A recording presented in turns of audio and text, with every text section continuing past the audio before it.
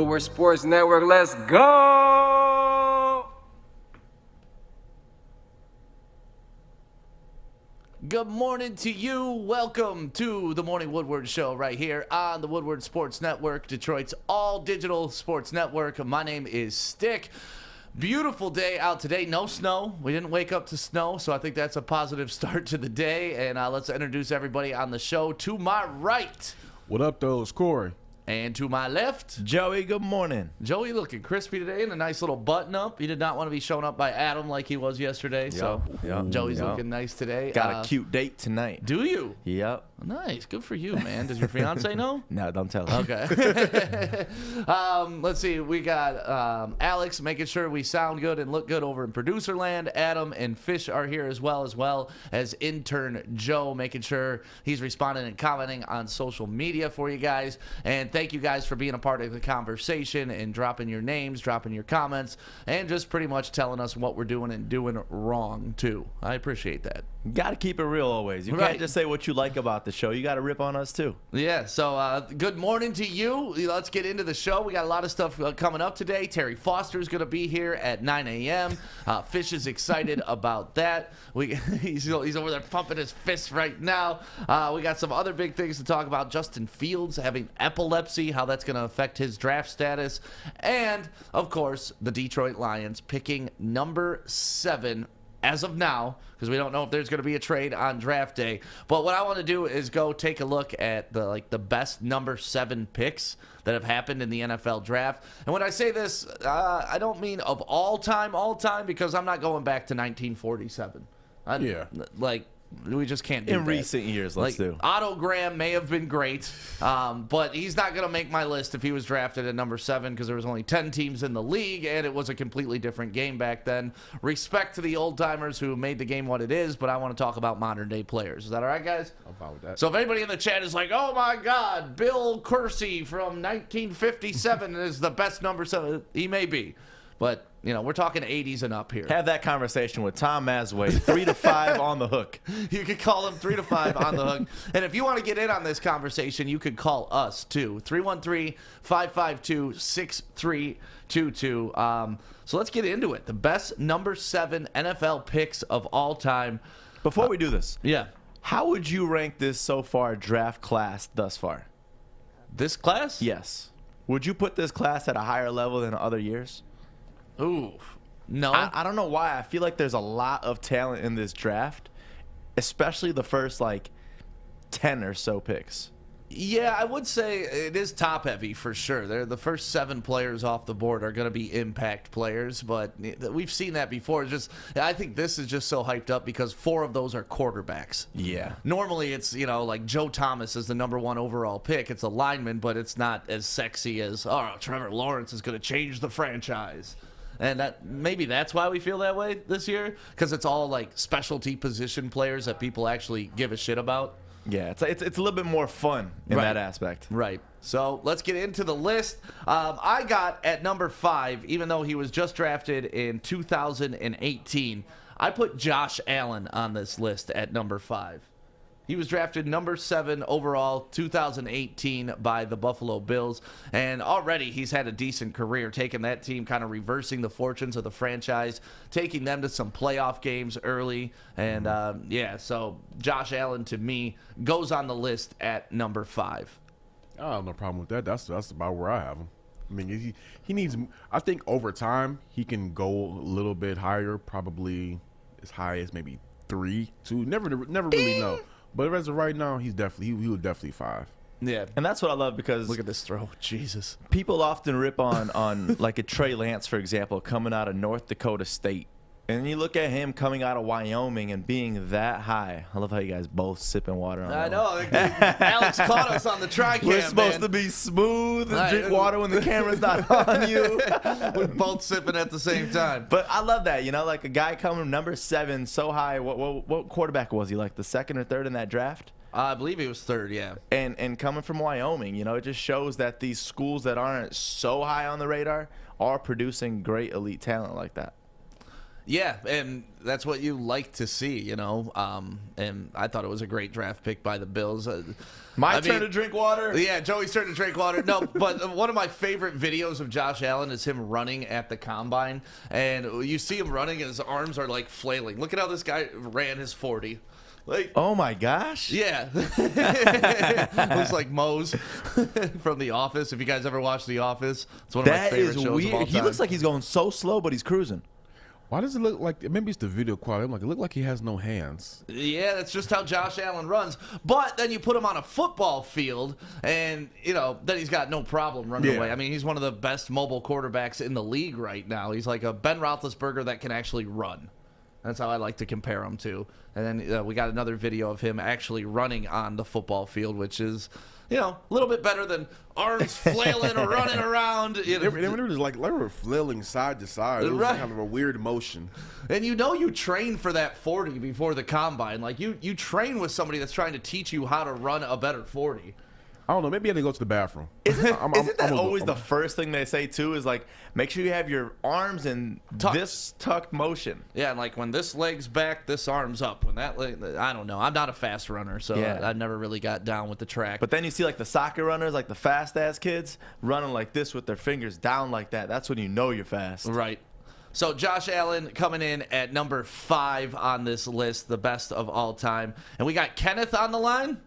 All right, let's bring Kenneth on, see if he has any input on the best number 7 draft pick in NFL history. Hey, Kenneth, where are you calling from, man?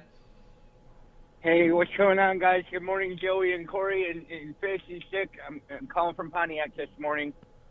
Hey, how's things in Yaktown? Oh, you know, just yakking about. All right, well, about the number 7 NFL draft picks, do you got anybody in mind when we say that? Yes.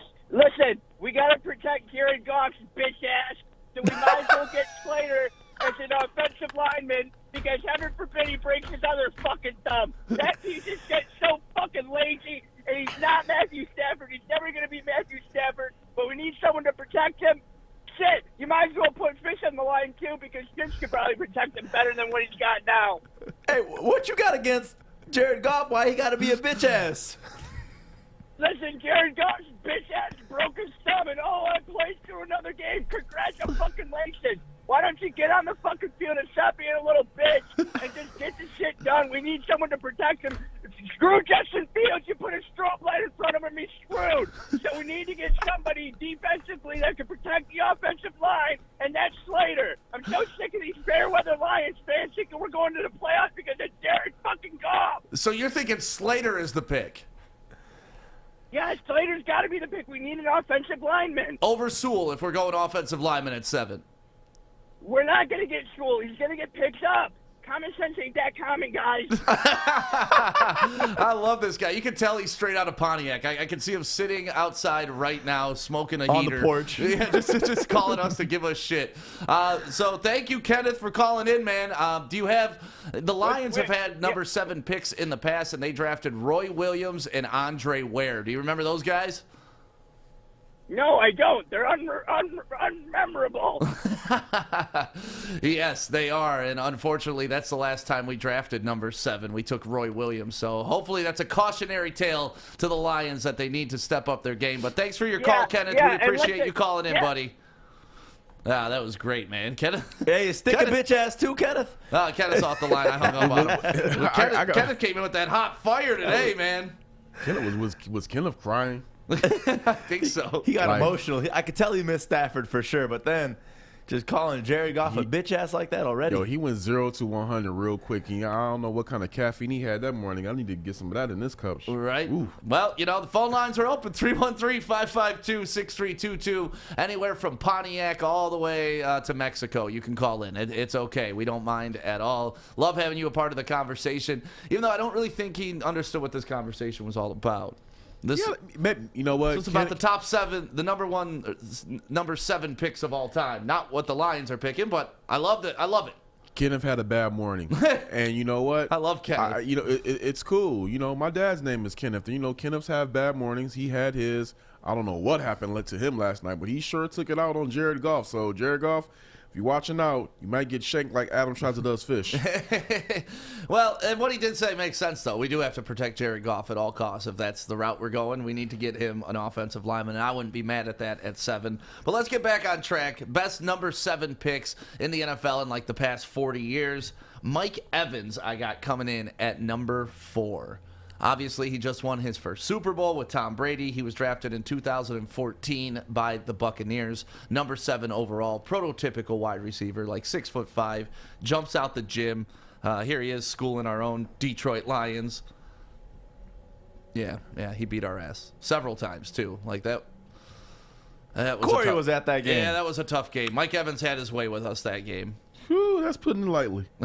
That's putting it lightly. Mike Evans had a field day, but just like you said, Super Bowl champion, 3-time Pro Bowler.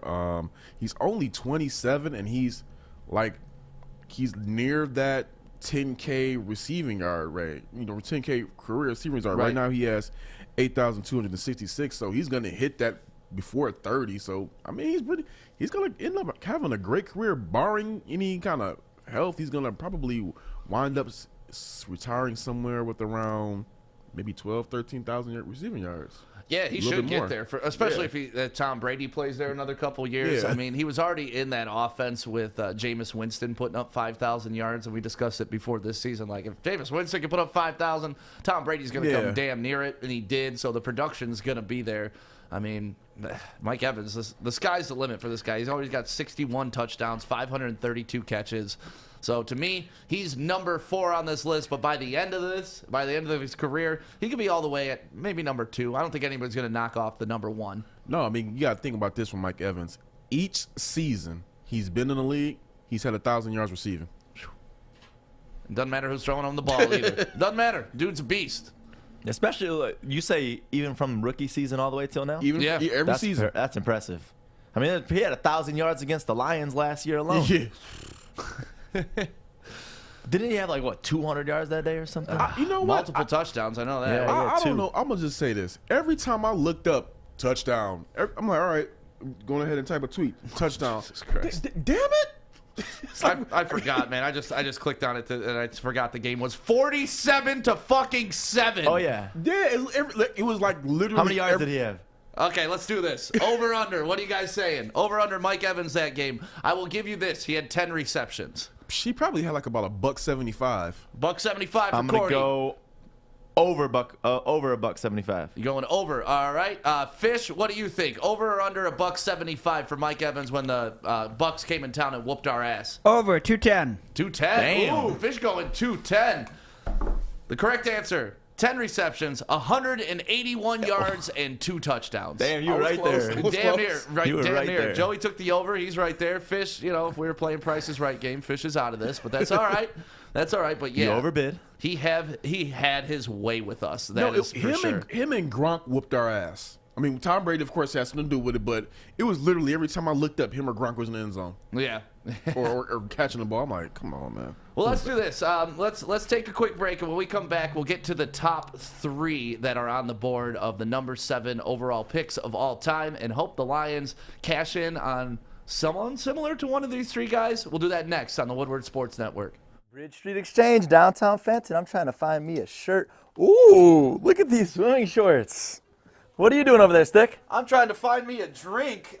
Ooh, look at these bonfire bitters. Ready for summer. Let's go.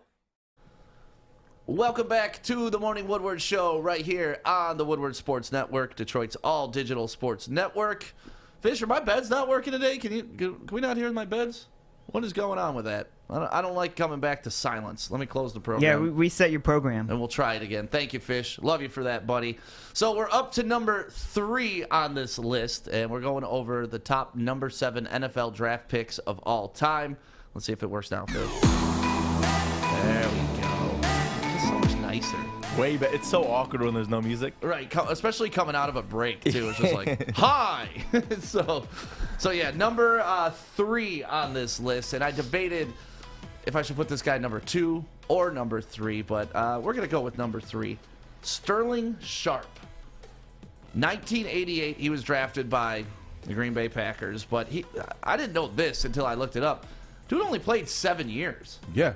I thought he had a much longer career about like how much he tortured the Lions. Like I thought that was over a much longer period of time. That neck injury took him out the game, but I mean, he had, I don't really agree with Shannon Sharp that much, but when he talked about his brother, he said, put his 7 years against 7 years against any wide receiver in the NFL, in the Pro Football Hall of Fame.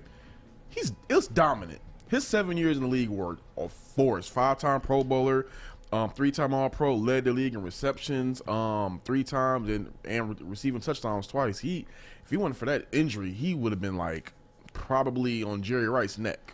You know the hardest part about being a Lions fan?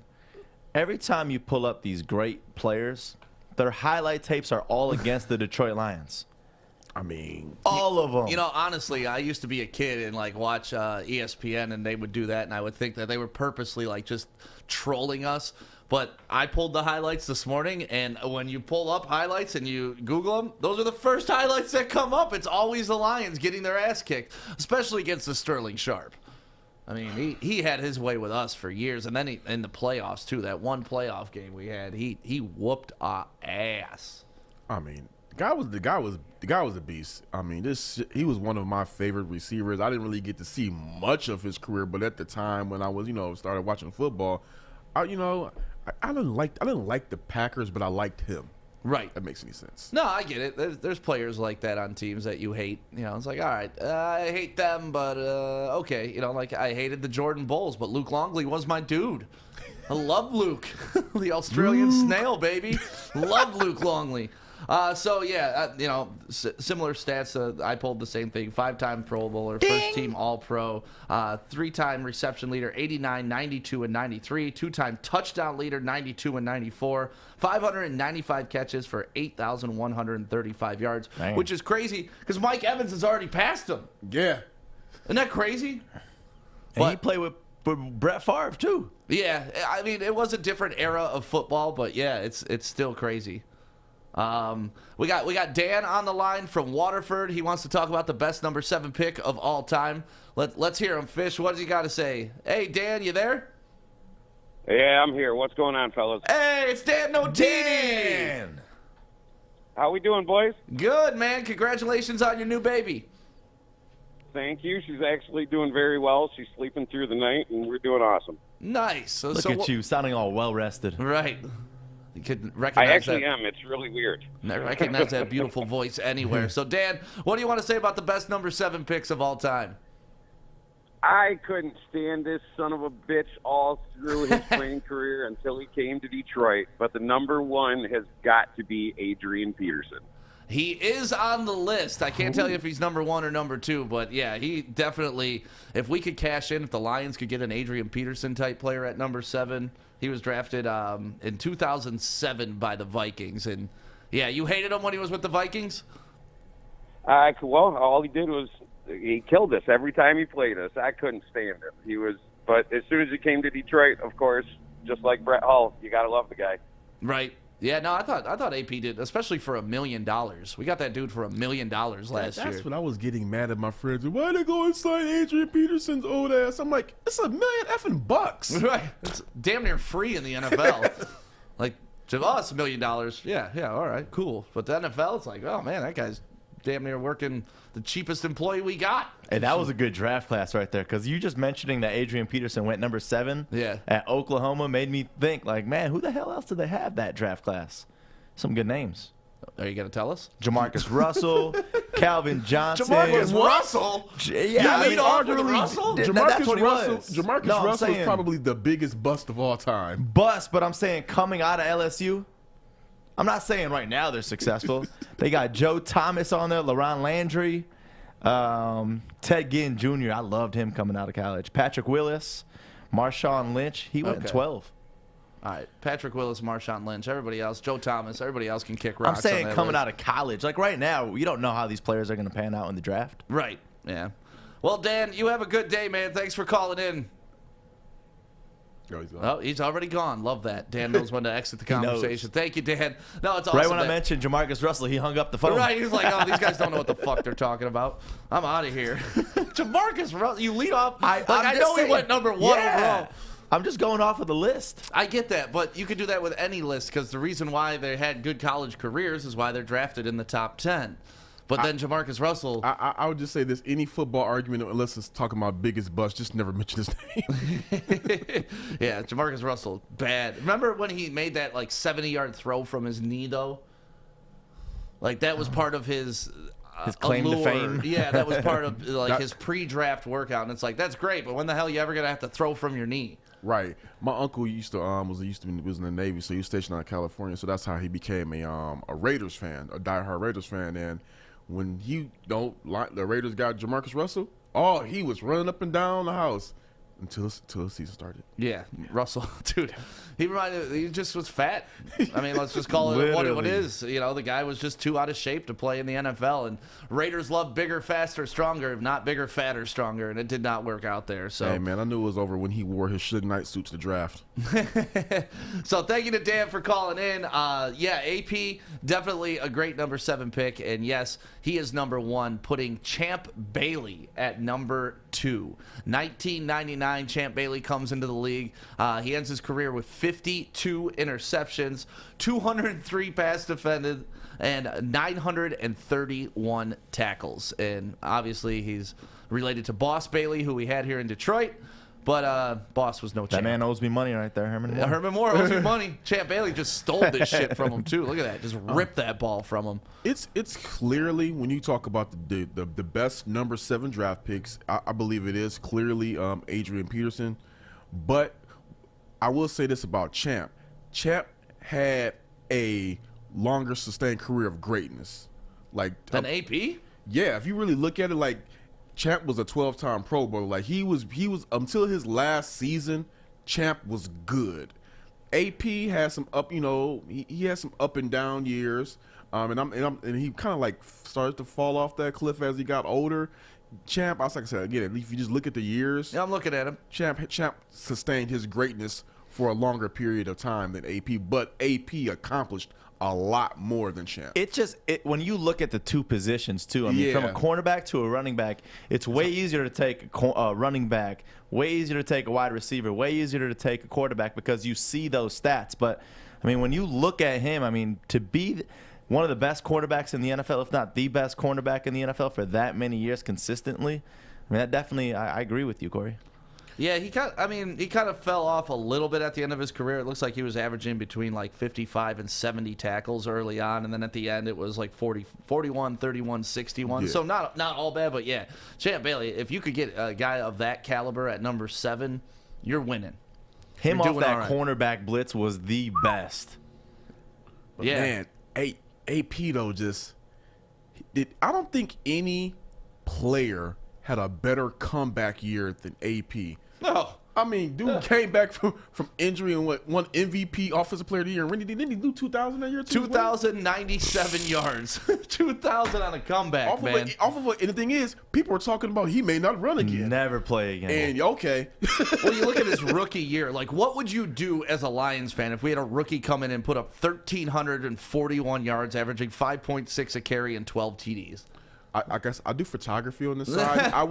He would whatever you would need, it's on the house. Yeah. Just to get that. Yeah, then this next year in the league, 1,700 yards, then 1,300 yards, then 1,200 yards. Then the year he got injured, 970 yards. So he almost put up 1,000 the year he got injured. Can we just take a second? We have a conversation of if we could have the best running back ever, and all Corey offers is a free photography shoot. That's all he got to offer. Hey, look, you can take my whole life. You can take my car. I'll give you whatever you want. Hey man, I'm offering what I can offer right now. If I had more to offer, I'd give it to him. He ain't having my whip. Well, I mean, the Lions had him last year. Yeah. So there you go. That's the tough part is like you see that, like the rookie year he had, the comeback season he had, all the years he had playing with the Vikings and whatnot. But then you see him when he's here in Detroit at this older age, and it's just not the same. No, it's clearly not. After 2015, he hasn't. Really, after 2013, he hasn't been the same. 14, he had 75 yards rushing total. Then 15, he bounced back a bit and had 1,400, but then 72, 81, 448, and then 1,000, 898, and then 600 last year with the Lions. So, yeah, he's never going to be the same AP. And the dude was, he was just a monster coming out of Oklahoma. Like, when we have some footage of him at Oklahoma, and it's almost unfair. It looks like your dad out there playing when you're 5 years old trying to tackle him. Like, Adrian Peterson is just an absolute. Look at this guy, just running through everybody. Look at that. Yeah. Nope, can't tackle me. Get your ass off me. Like, that was Adrian Peterson coming out of Oklahoma. I mean, I could watch this guy run all day. Yep. And look at that. When he hits that gallop, like, there aren't many players that have that, like, head nod when they're running. It's almost like he's galloping. It is. It's that gallop. I love that gallop, especially, like, once that first defender, he gets contact with them, he literally bounces off of them and just gallops away like that. Gone. Yeah. Look at this guy's got the angle. No, you don't. I'm faster than you.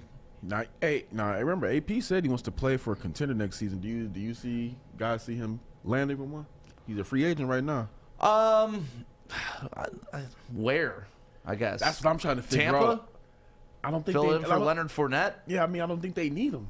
They don't. I don't think there's really a contender, quote unquote contender, that needs an AP. I mean, Is there a contender that needs a goal line running back? I guess that maybe that's the way we got to approach it. Yeah. No. San Francisco, maybe they could. They could use somebody, but they got Juszczyk if they want to get physical. I'm just trying to think of other contenders too. Yeah, I honestly don't know where AP could go to be a contender and compete. Green Bay, they don't need him. Nope. Might be have to come back to Ford Field, buddy. We don't need him. Yeah, we really don't. I mean, honestly, we don't anymore. We got DeAndre Swift and Kerryon Johnson, and we got And Jamal Jamal. Williams. Oh yeah. Ooh yeah. So we got a three-headed monster. We don't need him anymore. Even though I loved AP while he was here, we don't need him anymore. Ooh, Rob says the Rams need AP. The Rams could use AP. Yeah. There you go. Send them to the Rams. Send everybody to the Rams. Golden Tate, go to the Rams. Marvin Jones, I know you already signed in Jacksonville, but go to the Rams. Like, just everybody leave here and go to the Rams. And then Aaron Donald, beat up somebody, but don't beat up somebody. Oh my God, me and Adam agree on something. Uh-oh. What do you guys agree on? AP over Emmitt Smith. Ooh. That is a tough debate. I think Emmitt Smith is he a good running back? Yes, but I mean oh my God, he benefited from that line so much. I mean, you give any running back that line, they probably would have broke the rushing record. Yeah, everybody says that about Emmett, but Emmett played a long-ass time, too. And listen, I was involved in the Emmett-Barry conversation forever.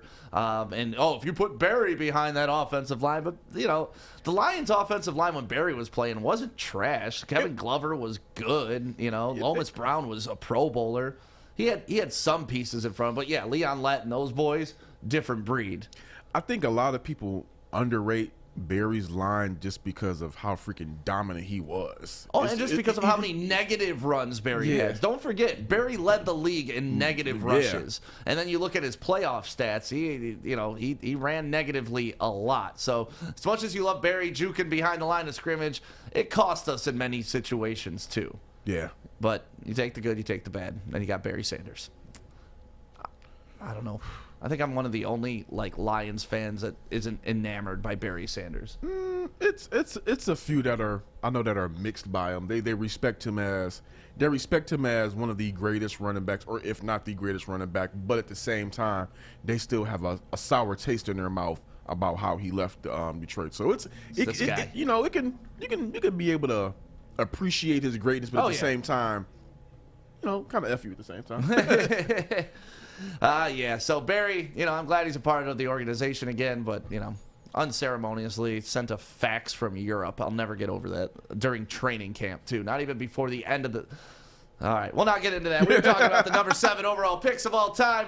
Like we talked about, the Lions had 2. Let's talk about those 2 when we come back. Or actually, no, it's time for Joey's news. You ready, Joey? Yes, sir. But first, before we do that, we got to give a shout out to Hall Financial. Is your interest rate over 3%? Let Hall Financial fix that for you. Save you money because, even a 1% increase on a $200,000, $300,000 loan, that adds up over time, and you don't want that coming out of your monthly. You don't want to be paying interest. You just want to be paying towards the actual mortgage, and that is where Hall Financial can help you out. It's fast, it's quick, it's easy, and they'll give you a free 5-minute consultation on what you're going through with your mortgage right now, and if they can get you refinanced in a hurry. So make sure you go to davidhallmortgage.com right now and let them know that Woodward Sports sent you, and they already treat you nice, but you can talk sports with them too. They're great people over there. So David Hall Financial, lower payments, better options, more personal attention.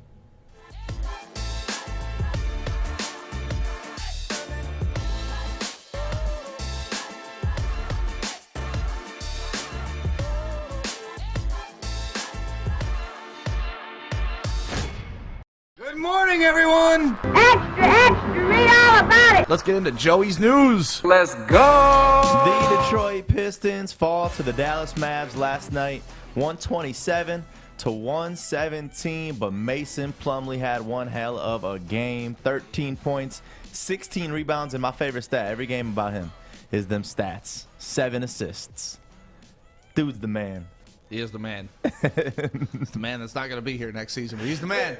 Hey, but he's balling out. He's getting that capital for a trade right there. Yeah. That's why I love him. Yeah. That's why I love him. Keep balling out. No, Plumlee was a great addition to this team. The 76ers down by 3 with the Suns at the line. The Suns missed the game-winning free throw, and Joel Embiid gets the rebound and almost sends it to overtime with this full court attempt. Look how close. Oh my God. Oh my God. Like, Honestly, that is close. Look, I'm going to be real. If that would have went in, I could honestly say that would have been one of the top 5 game winners I've ever seen. Yeah. Of all time? Game Of winners? all time. Yeah, it's got to be. Because that's just pure chucked luck. it. Yeah, that's he just chucked pure it. luck. That's pure athleticism to be able to chuck a basketball. What is that? It's like 75. Like, how far is that? I don't even know it's what a 3 quarters court. Damn, man. Oh, how heartbreaking that didn't go in, because it went in. Like, it was down halfway. So 94 feet for a full court, so that's probably 85. Yeah, 75, 85. But yeah, just the tip went in, and that does not count. Nope, you got to be fully in. Yep. Steph Curry ends his 11-game streak of scoring at least 30 points. The dude is just trash, man. They should trade him. Trash. This is a shot of him back when he was on fire, but now dude's looking like garbage. Shot 7 of 25, finished with only 18 points, looking like a bum out there yesterday. Tough day for you, Steph. Trade him to Detroit. Trade him. You don't need him. He sucks. Who would we give him? Mason Plumlee. He had a better game last night. That's what have you done for me lately? I don't give a shit what you did the past 8 games. Mason Plumlee whooped that ass last night. I want to have the luck that the Oakland A's are having right now. They just won their 11th straight game with this play, down 12-11. You see right there. Nice play, right? Oh, man. Look like Messes me and it Adam up. playing softball. 2 runs off of this, bases loaded. Game over in the 10th. I love those Oakland uniforms, man.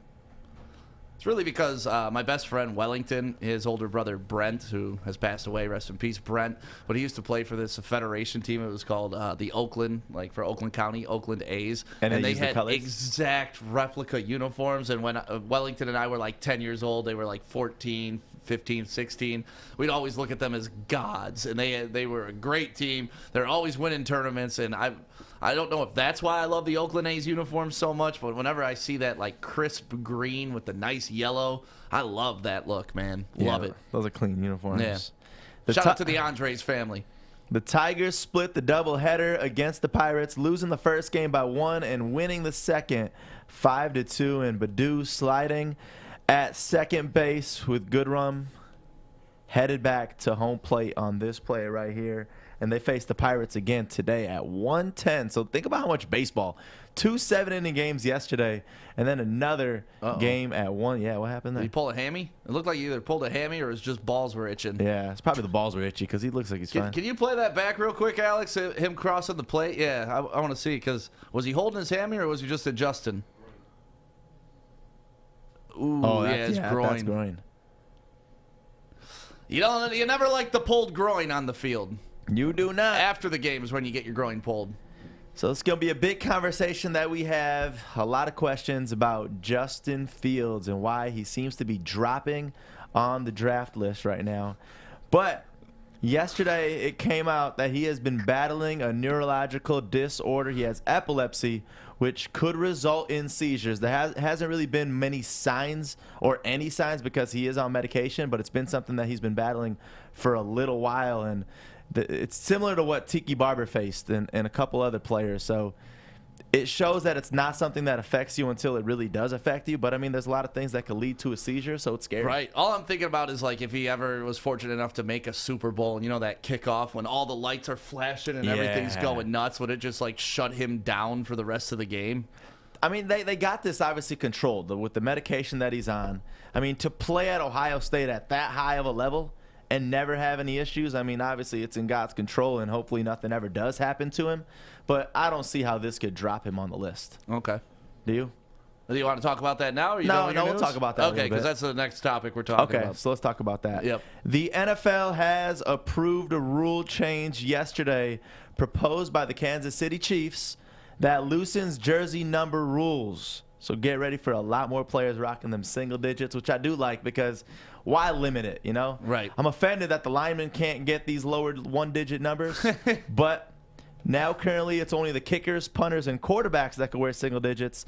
Now running backs, wide receivers, tight ends, linebackers, and defensive backs could all rock singles. That's dope because, like, when you go to University of Michigan, the number 1 is like the coveted jersey for the top wide receiver normally on the team. And at my high school, it's kind of the same way too. Like, that number 1 is a special jersey. So I like seeing wide receivers rocking, you know, the single digit numbers.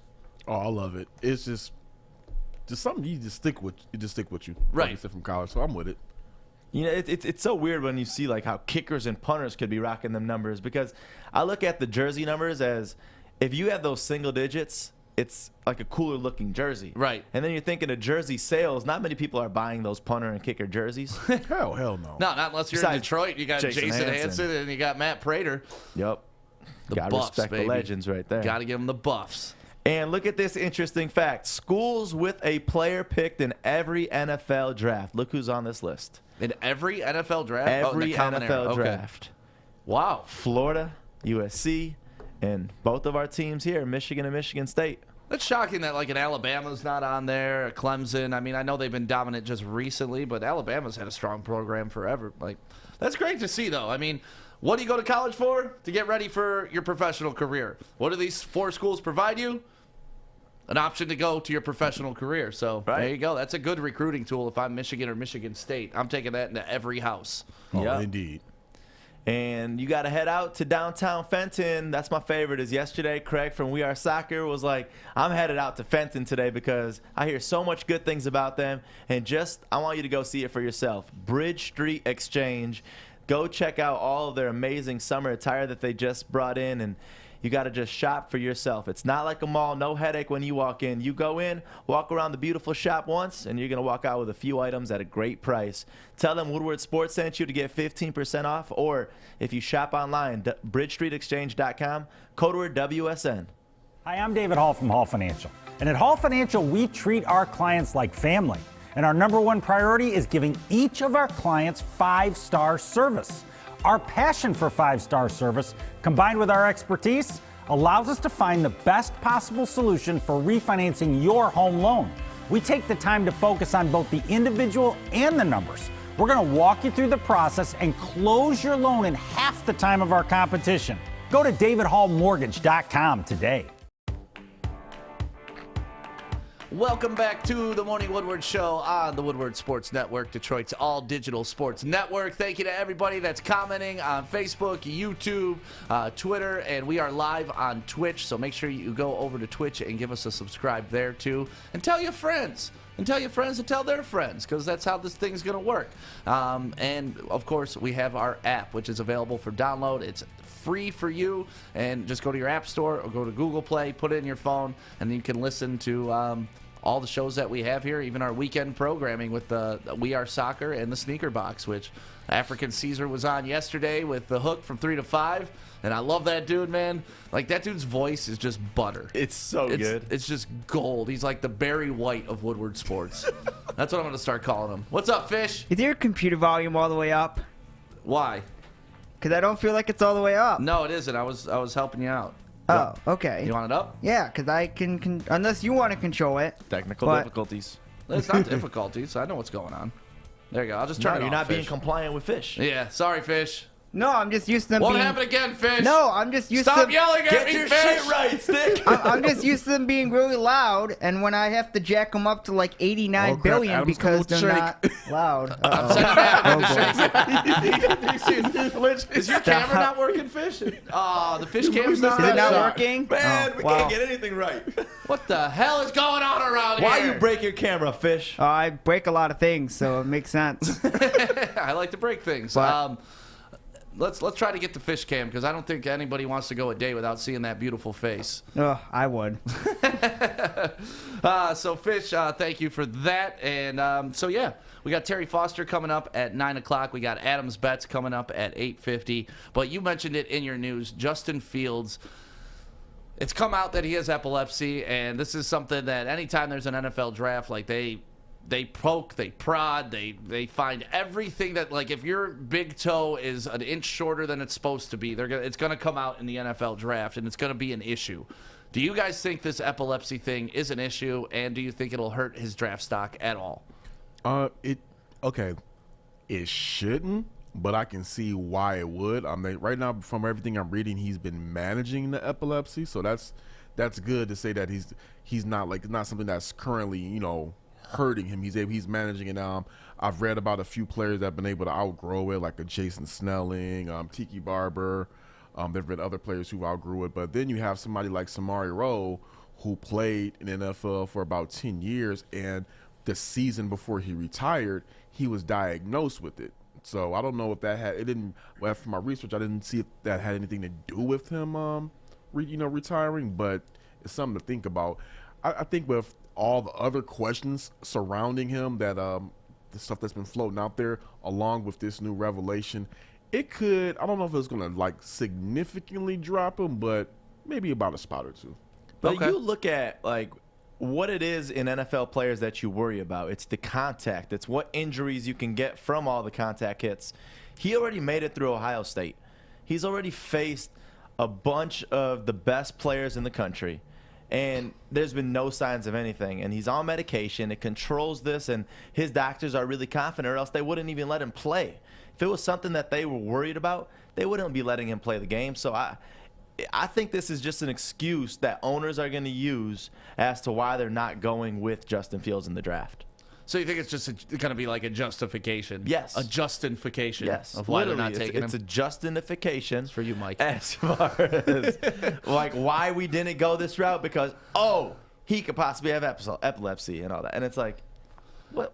That's garbage. There hasn't been, if there has been a scenario up until today that he has had it, then I would say, okay, that's a risk. But his whole family has it. None of them have ever had issues with it. He's on medication. He's had no issues with it throughout his entire football career. Not a single issue with it. Yeah. It is one of those things where you got to be cautious, right? And honestly, I don't know all the exact things that can come of epilepsy. I probably should have done a little bit more research on how this affects the brain, how this affects like your decision-making abilities. Is light the only factor that goes into it? Because really, that's all I know about epilepsy is they have warnings in video games, and sometimes when you go into theaters, like these bright lights may cause epilepsy. I don't think it'll hurt his stock at all. Like, this isn't like Laramie Tunsil, hitting a bong out of a gas mask like the night before the draft. Punk ass stepdad. Yeah, that story is so crazy that his stepdad released that video just to fuck his son over. Can you imagine that? Like, the night of the draft, biggest night of your life. But that being said, Tunsil hasn't really turned out to be what he was supposed to be anyway, so he probably deserved to drop down the board. Either way, back to Justin Fields. I'm with you, Joey. He's proven it time and time again at the highest level in college that you can at least play. And I don't see him dropping down the board. If a team loves him, I don't think this is a deal breaker enough to say, you know what, nope, can't go with him.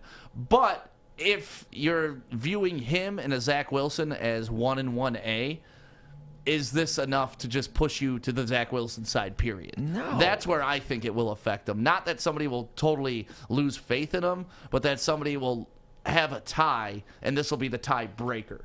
It will be. Okay. If that's the scenario, in that scenario, if you're deciding between Justin Fields and Zach Wilson, I believe that would be the deciding factor, because while Justin Fields has not shown any effects of it bothering him, you never really know. So in that case, hey, Zach Wilson would be the safer pick. Me, if I want Justin Fields, I'm going to go ahead and go draft him. But I'm saying in that scenario you just outlined, it could be the one that balances the scales, that tips the scales, we'll say. Right. I mean, when you look at it, though, what's that? Adam having a rough time dealing with this hypothetical. Oh. But, I mean, honestly, I would look at someone with a small injury coming into this draft as more of a risk than I would Justin Fields right now with this, knowing that he has epilepsy. Yeah. And it's not enough for me to you look at what causes epilepsy, and you look at how medication can contain it. There's nothing more to it that you got to worry about. I'm laughing also at the graphic Justin made. Look at the one above. Oh, my gosh. Blinded by the lights. Corey. That does not affect him, I don't think. It does. It affects epilepsy, man. He was in the national championship. There was more lights there than a regular game. Thank you, Justin, for that. You are awesome. But yeah, so at the end of the day, Adam's disputing that Wilson's going to go number 2. This isn't even a debate, but the hypothetical was, if you had them at the same pace on your board, would you take them? So, okay, let's take Wilson out of the equation. If you're looking at Justin Fields and Trey Lance as the same, and you're wondering what can differentiate them, now are you taking Justin Fields? Like, the only thing it does is it leads to doubt, but I don't think this is a big enough deal to end anything. Just say you're so locked with Zach Wilson at number 2. Give him epilepsy. Poor guy. I don't want to give that to him. But are you gonna look at him differently? You wouldn't. It's an excuse. You got to. Not differently, but you have to consider it. You have to. If you don't, you're not doing your job as a scout, and you're doing your due diligence. Like, you have to at least consider it. How much it will affect, that's yet to be determined. But if you're just like, oh, he's got epilepsy, whatever, means nothing. You at least have to have a conversation about it. That's, right. I mean, at most. I mean, however you want to decide, I don't think it's going to affect it. I don't think it's going to affect them that much, but it's not something you can just gloss over like, oh, it's whatever. You know how these last couple of weeks we've seen Justin Fields slowly dropping a little bit? Do you think that the owners and the coaching staff already knew about this? That's the thing. I don't know. Like, did it just come out in the draft thing? Yeah. What about the Fields? Yeah. Yeah, he did. He just it just came out yesterday. So, do you think he knew about it though, or do you think of course it just he knew. became He was on public? medication. No, he talked about it. Okay. Yeah, he talked about it. He released the news that he's been managing it. Let NFL teams know that he's been managing the. So do you think they've been keeping it a secret? Because obviously this hasn't been public information. We haven't talked about it. Because I would have joked about it by now, like or like the caller earlier, just put a strobe light in front of Justin Fields and you'll take him out of the game. You know what? It might have been one of those things where I'm just assuming, because I don't know. This is no intel. One of those things where somebody caught the news and was like, hey, I'm going to go ahead and leak it. And he's probably like, I'm going to go ahead and just get in front of it myself. Okay.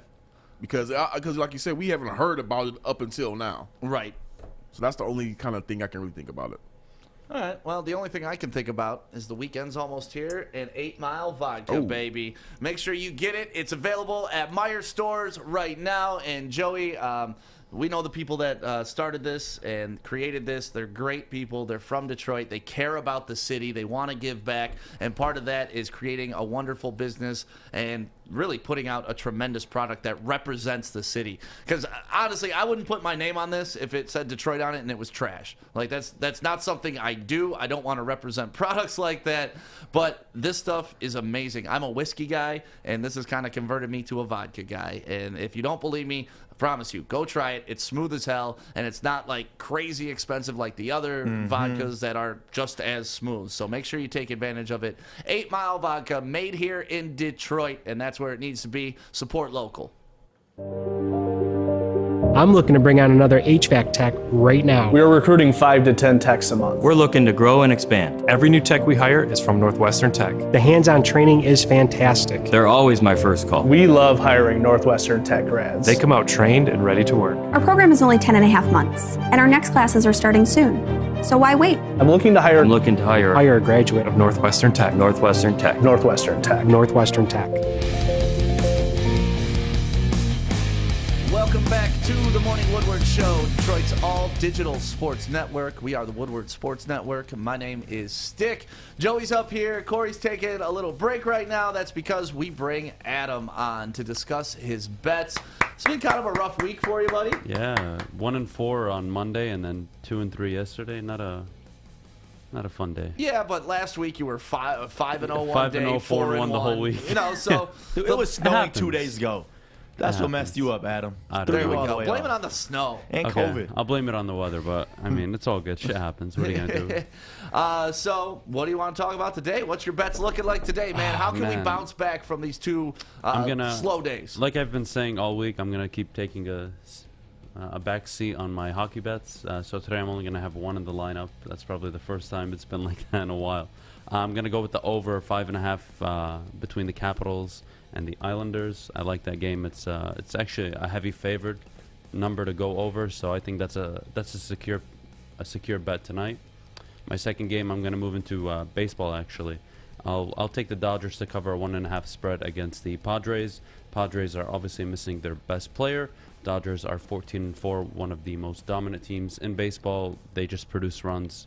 There's no real way to stop it. I like the Dodgers to cover in this game. And then the Angels, straight up money line against the Astros. I have no idea how the Angels are dogs in this game. They have a much better bats. Mike Trout is playing out of his mind at the moment. Home runs in 2 straight games. Shohei Ohtani is playing unbelievably well. I really like this. And then I'm going to end with Fish's favorite. I'm going to end with 2 soccer games. Yeah! I am that frustrated with my NBA bets that I pulled them off the board today. Because I just want to win money. And I want to win you guys money. And I'm sick of losing. So. I feel like you're going away from your strength, though, man. No, Hockey's been really good to you this year. Yeah, but and then you went gotta full learn bore when in to all back 5 up. bets on hockey. Yeah, but and that's what kind of soured you. Well, no. I mean, we went 3-2 that day. I mean, that wasn't even a big deal. We had won a parlay doing 4 hockey games and 1 basketball game. So, I mean, it's not that it soured me. There's a trend right now, and the over at 5.5 right now isn't winning. So I'm going to stay away from it. I'm not just going to keep putting stupid bets out. And you think just legs are getting tired at the end of the season? And it's I think with the end of the season coming, teams are starting to shore up and getting ready for the playoffs and actually playing better defense. Okay. And of course, playing the same team over and over and over and over the way it has been this year because of COVID, you're just learning tendencies. So teams are much more sharp against their opponents. That and makes sense. I think that's a big part of it. That's why you're good at betting, because that's when you're looking at a line, you're not necessarily thinking about where we're at in the season, what these guys' legs, how many times have they met up. The playoffs are coming, so they're actually going to start playing real defense now. Like, those are all important factors to when you're betting. For great teams in the NFL that have a bye week already secured, week 17 is a joke, right? So what do? You usually bet the team that they're playing against, or you take the players or the defense that's going against them. So you kind of apply that kind of logic to really every sport. It wouldn't hurt you. But we started 31-5 betting the over at 5.5. But we've cooled down a little bit, so we're going to take a back seat. I don't want to give away too many losses, so I'll just move in straight into soccer. There's some Spanish league soccer going on today. Fish probably knows what the hell they are. All I know is that both teams are absolutely on fire. I really like both teams in the money line. I'll take Atletico Madrid to win straight up. against, I don't even know how to say this goddamn team, Huska.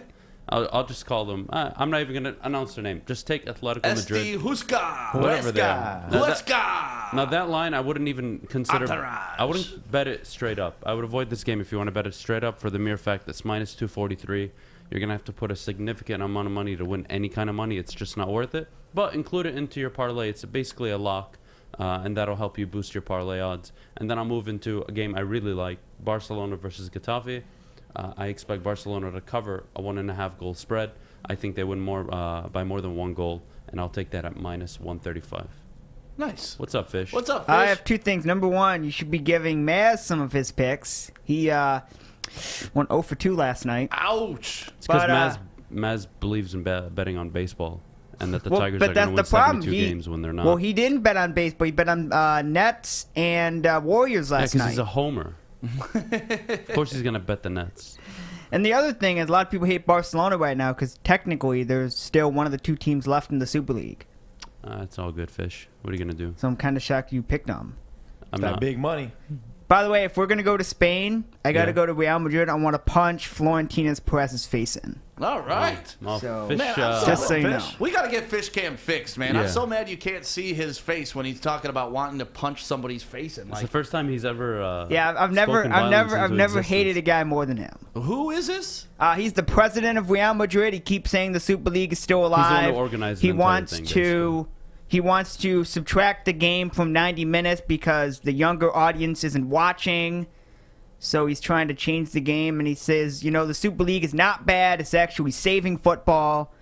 Okay. I don't know. Can we at least He's get a picture old. of Fish to throw up while he's talking or something? He's old, like that? so I my could. camera? Can I donate some of my camera time over? He's old, so I can see, whatever old people have. His brain goes crazy. So. I was kind of shocked yesterday when we had Craig on to talk about this whole soccer thing, like how passionate he was about hating an enclosed league. I want you to think about it this way. Imagine that the NFL said, we don't want a team in Detroit. Detroit, we're going to ban you. You'll never have a team here.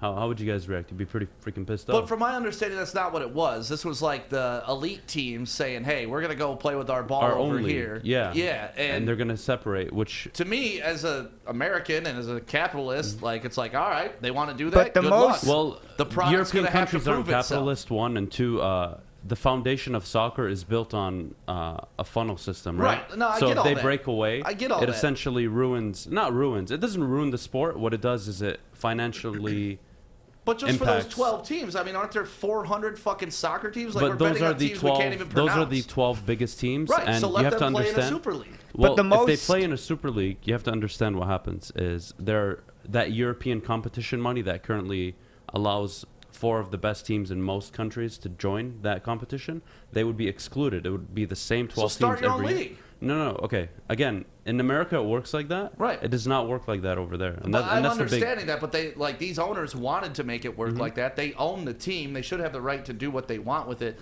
Well, there's I just governing didn't- bodies. That's why. So, like, if the NFL had to answer to somebody, Right. it would be But they much more don't, difficult because to they're pull their shit. own entity. Yeah, well, they have UEFA, they have FIFA. There's a So lot of governing tell all bodies those that people can. to fuck off. Well, they can. tried to. They can, but you have to understand the biggest thing in all of this is European fans aren't going to support it. So I don't care if they break away. And with that's no where fans, there's capitalism no. comes in. Yeah. Like you can do this, but if you don't have fans to support it, you're not Exactly. making the money. It's gonna fail. And that's why they backed off. But okay, They can do it. But to No. me, like everybody's so enraged that these businessmen wanted to create a different business. It's just like, all right, well, okay. I think the the league reason was good. It would be good. See, they were trying to fully, like, soccer, when you look at the sport in itself, it's a sport about class. It's a sport about the community. So when you take that away from the team, it hinders the sport. It hinders the sport, and that's why with this move right here, I feel like soccer was already kind of going down a little bit. Guys, this is just continuing. look at it this It's way, embarrassing. and this is the best way I can put it. It's made us talk about Ronaldo, soccer. you have your Ronaldos, your Messis, all these big time players. You know where they come from? They come from a small Portuguese town, a small Argentinian town. Wait, hear me out. They're not grown into a club facility. That's not how most of these players show up. They show up playing street ball. Yeah, they that's get how it signed. works in every sport. Essentially. Not necessarily. It's very different in world soccer. It's literally the world. We have to remember that. If they were to do the Super League, it's not a big deal. But if fans aren't going to support it, there's no point in doing it. And I think that's the major win for people. You in look soccer. at two sides. If you look at it from the fan standpoint, this is a horrible thing. But you look at it from the business standpoint, It's a great thing. It's a freaking genius thing. I So- am confused as hell, Kenny Burke. Kenny Burke just put that. It confuses me how you want to control what somebody else owns. And it's like, wait, that's not how it works. If these guys wanted to take the risk, start their own league, if it failed on them, good. We've seen that with the AF. We've seen that with, several leagues, the football leagues that tried to start here that just weren't good enough. They couldn't draw the audience, and they went away. I like the ability of people to fail, and if you take that away, I like the idea of support small town little soccer. Well, no, man, that's not it's the like, thing. all That's right. not the issue. You have to remember, some of those teams that are in that Super League right now are not even in the top 4, let alone top 6 in their own league. Right, but So that's part of it's it. the money attached I to the agree. program. I to agree, the- and that's the whole So do you sport think? of soccer. Do you though. think the better players would have gone to this Super Of League? course they Or- would. But the problem, So why don't you want a better soccer product? it's not a better soccer Yeah, it's product. not necessarily That's better the point. product. If they have better players, No, it's not a better soccer product because that means there's only 12 teams that have the good players, and then so it's not basi- watered down. It's concentrated. That's stronger. Okay, here. If the Lions could only play their division all year, wouldn't you get sick of watching the same shit every single season? Yeah, Wouldn't but- you want to play but Patrick Mahomes and the Chiefs? Wouldn't this league expand if it was successful and bring in other cities? No, and, it because- would just stick with the 12 and never change. Why would That's they not want what to it- share? Why would they want to share revenue? That's the whole point of it. The NFL expands and they don't want to share revenue. You There's can't- expansion teams. You can't expand when there are 12 super teams. Yeah. I don't know. Does that make sense? Like, I clearly don't understand the thought process behind. No, you world do. Soccer. No, you get it. It's the European fan base that's opposed to it. That's fine. I think we all see that. Obviously, It doesn't make sense The when you stand financial back and look impact at of it, though, Right. it's bigger than just these teams are going to make a shit ton of money, which they probably are. Having said that, it does affect world soccer in general. Okay. Well, I mean, people are super passionate about it. I've never talked so much about soccer until this Yeah, happened. So yeah. it definitely sent shockwaves through the soccer world. And, I mean, it's going to change things in some way, period. Yeah. It's not going to be the Super League that they wanted, but at least they know people are thinking about it. Yeah. Well, you know? Well, before I go, Joey said something that really pissed me off. Oh, good. I'll sit back. Justin Fields has not been falling down on anybody's board. Last week, he was favored to go number 3, actually, to the San Francisco 49ers. So I don't see a conspiracy that Justin Fields, they're trying to dog him to You get go his back a draft week. stock. Go back a couple months ago. A couple months ago, He was he was the number 2 prospect Right. Every before draft. Zach Wilson ever showed up. Before Right. people even knew who Zach Wilson was. Yeah. Yeah, what? He And was then always what highly happened? regarded. And then what happened? What he happened? dropped. He dropped, And then yeah, Mac because Jones even goes above him. Mac Jones! No, Mac Jones is going above him If you for the go from dumbest number reasons. 2 to being number 3 or number 4, in my definition, that means you dropped. No, that's just not true, actually. Oh, yeah, you're number right. You one, go from number 2 to 3 to 4. That's number going one, up. Trevor You're Lawrence has right. been the number 1 prospect You're right. My since bad. he was That's in high going school. up. I mean, just be quiet. Let me educate you Go a ahead. little bit. All Educate right? me on how you go from Zach 2 to 3 to 4. Zach That's going Wilson up. went from undrafted, essentially, to becoming a top prospect in the NFL. Yes. He produced in his pro day, on his film, on whatever these scouts see in him, they have Zach Wilson going as the number 2 prospect and number 2 overall to the Good Jets. morning, everyone. Now, where I disagree is I think Thank Justin you. Fields. Good morning, everybody.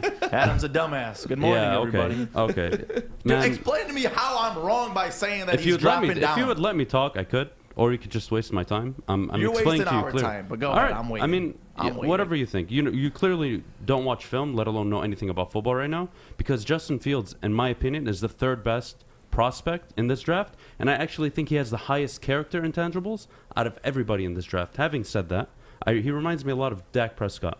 He doesn't do anything amazingly well, but you know what he does have? He has character, and I think that'll get him a longer way than Mac Jones and a Trey Lance. Having said that, I think we can all agree Zach Wilson going to, it's a phenomenon, whatever. He's a But I think you're clear- missing Joey's point. No. He hasn't been dropping. That's the point. He was 2. He was 2. And He now dropped to he's what? Zach. He's 3. Okay.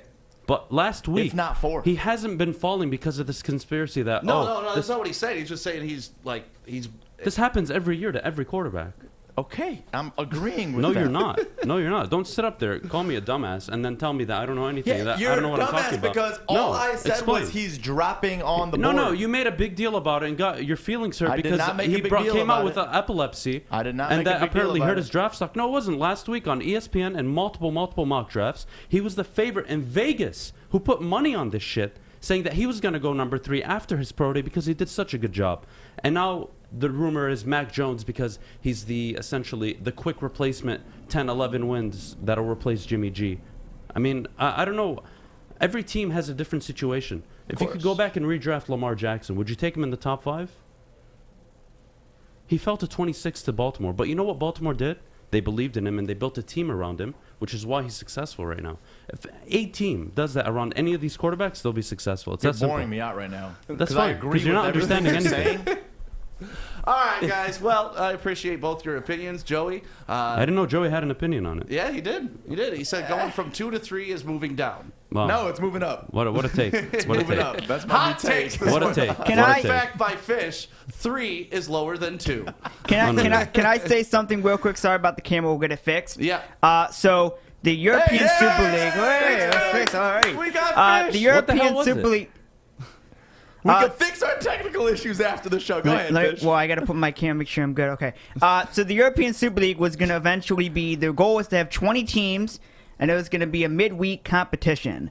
So I think that's why most people were pissed, because it was going to be a midweek competition, and the 12 teams now were going to still want to go to their domestic league. So I think that's why people were pissed, because you get money from the Premier League, and then you're going to get money from the Super League. Yeah. So people probably were pissed Yeah, but about they the don't Super understand League. how capitalism works. That's But the point now they're from going to our point of view. get more money from the Super League, and they're going to get the extra money from the Premier League, because they're obviously the big team, so they're on TV. Yeah, I mean that's how it works. You get the TV budget, you get part of it. You And get that's part of where the we check. saw I'm never the gonna hate on trolling. anybody for being successful. That's where we saw the awesome trolling, where Wolves and Southampton called themselves champions. That was pretty All right. cool. Well, make sure you go to mybookie.com if you want to bet on any of Adam's bets from today, if you can remember them at this point. But for real, mybookie.com if you want to bet on any of the Super League teams. If that ever comes together, I'm sure they will have lines for all of that. They may even have a line if the Super League is going to happen or not. So that is something you could probably bet on mybookie.com. Go there today. Make sure you enter promo code Woodward, and we will match your first deposit up to 50%. So you put in $1,000, we're going to give you $500 to spend and gamble any way you want on mybookie.com. Make sure you do it responsibly, though, because that's the best way. And then make sure you follow Adam's bets, because his record's damn good this season. So thank you, MyBookie, for everything you've done for us, sponsoring the studio. Everybody, go sign up at MyBookie. Use promo code Woodward and let them know Detroit is showing them love. We are here, downtown Fenton, my favorite Bridge Street Exchange. That's right. And you want to switch up your wardrobe this summer? It's this easy. You ready, Joey? I'm ready. All right, you ready? I like it. You want to do it again? Yeah, let's do it again. All right. Ooh, Brixton. Nice. One more time? Yes. Ooh, I like the hat on this one, too. You ready to do it one more time, Joey? I'm getting tired. One last one. All right, let's change it. Bro, where's your shirt? You need new clothes this summer. Bridge Street Exchange in Fenton. That's where you need to go. Thank you, guys. Welcome back to the Woodward Sports Network. This is the Morning Woodward Show with myself, of course, legendary Fish, Alex, Stick, Corey, and then on today's beautiful day, which, by the way, I mentioned beautiful day. It was just snowing 2 days ago, and I just looked because someone commented saying it's going to be 80 degrees next week. It really is going to be 80 degrees next week. Hell yeah. And Terry, I'm just curious to see what your summer 80-degree weather outfits are going to be looking like, because you can't come in with these sports coats, or do you? No, I haven't gotten them yet. You So have? I'll come up with something. I'm excited to Who see knows? what that is. I may come in with a Tiger uniform. You Who a knows? flowered shirt type fella? No. Okay. But I'll have little designs, like little tiny designs. All right. I have a question for young Joseph over here. Let's get it. Let's go. Ready. The Tigers at the beginning of the season were in first place. Now they're in fifth place. It's crazy how that happens. Have they dropped? In Adam's book, that's going up. That's going up. No, have they dropped? They have dropped. No, they haven't. You don't know anything about baseball. You don't know shit. That's the one that I love Adam so much, but whenever we have hypothetical conversations, like it really bothers him to like, all right, if you had Justin Fields and Zach Wilson the same, that's so stupid. They're not even close to the same. I'm like, but if you did, He's got his own draft board that nobody else has privy to. No, yep, he's got the Lions taking Slater. Which has also popped up on some mock drafts lately, I'm seeing. Yeah, ever since he mentioned that, it's become reality. So be careful Maybe what people you pay speak. attention to him. Yeah, I think they do. I mean, Adam's a smart guy. He knows his sports, that's for sure. But He's sometimes Mel Kiper. on simple concepts like that, like if he was 2 on your board, now he's 3. He's moved down. Like it frustrates him. No, he's not moved down. So Terry, how's your week been, man? My week has been solid. You know, when the weather is good, I'm doing well. When it's not so much. But no, I'm been chilling out. We got good news the other day. Is we're gonna get to see Celine, my daughter, graduate from college because it had been shut down and they told us we can't go, and we got tickets to go out there anyway. And then they just announced they're gonna open up graduations, and we get 2 tickets, so we get to see the last finally graduate. Congratulations! Yes. Dope. Is that sad for you, Terry? Be honest. What's the real feelings like? No, because now she can make money, and she won't be begging from me. Except 4 years got to goes pay back quick. those student loans. You got a lot of student loans? No, she doesn't. Oh, nice. Now you're talking. That's a clap right there. Right. Getting the education is one thing. No student loans, that's the real victory. Right. And she got scholarship money and stuff like that. Place is expensive as hell, man. Hell yeah. I went to University of Detroit for 1 year, and it was like $26,000. Now it's up to like 35 or 40 or something. Jeez. Yeah. And that's less than Cranbrook for 3rd grade. Yeah, how can Cranbrook be more expensive than UD? Cranbrook's insane, man. And same thing with Country Day. Like 4th grade, you're paying like 10 G's to send your kid to 4th grade, something like that. Didn't at one point it was like for high school, it was like 17, and you had to have a laptop as well? Oh, I'm sure of it. Provide yourself a laptop on top of that. That's why, we joke about St. Mary's all the time. Like St. Mary's was $5,000 a year when I went. Yeah, same with Brother Ice. $5,000 a year. Plus, they helped you with financial aid because they do that big fair. So, my family was coming out of pocket maybe like $2,000 a year. Plus, weren't you a star athlete? And, No. they wanted you to come there. No, they recruited him. That's what St. Mary's does. I did go there to play sports, and then Walled Lake Western wanted me to come back and play. I didn't end up doing that, but I stuck it out at St. Mary's. Humble brag. Even though I wasn't a starter. No, like Walled Lake Western, we'll put you in advanced classes. We'll do all of that if it's the education that you're worried about. But it didn't happen. So how did it feel to be recruited? It was nice, but I messed up because I went to St. Mary's. We did not win a state championship. Western won one. That's crazy. While I was there, so it was an awkward decision, but I would never change it. It was the best decision of my life. Changed the trajectory of my friends, everything I knew, the connections that I had in life, and best decision I made. Did you get to meet high school girls? Oh, dude. The best part about going to an Orchard Lake St. Mary's was meeting high school girls because, I met a guy there. He grew up in Clarkson. So he knew about all the Clarkson house parties on a weekend. All right. I knew about all the Walled Lake ones, someone from Farmington, someone from Bloomfield. And next thing you know, there's never a dull weekend. Well, I'm sure you know this now. St. Mary's has females. Yep. Right. They're not in the same classes, though. They're on the same campus. They attend different classes. So they're separate schools on the same campus. I don't know how I would have functioned. And what's the theory behind that? Men and girls and boys don't go to class together. They feel that you're distracted, or I honestly don't know. I think they wanted to just keep kind of the education the same because it's very similar to Brother Rice and Marion. They're right next door to each other, but they don't mingle with each other. Literally, like from me to Corey is the distance between both buildings. Right. I've toured both buildings, and I see that. Yep. But yeah, I couldn't imagine girls walking around campus when I was in high school. Man, I didn't even talk to a girl my entire high school career.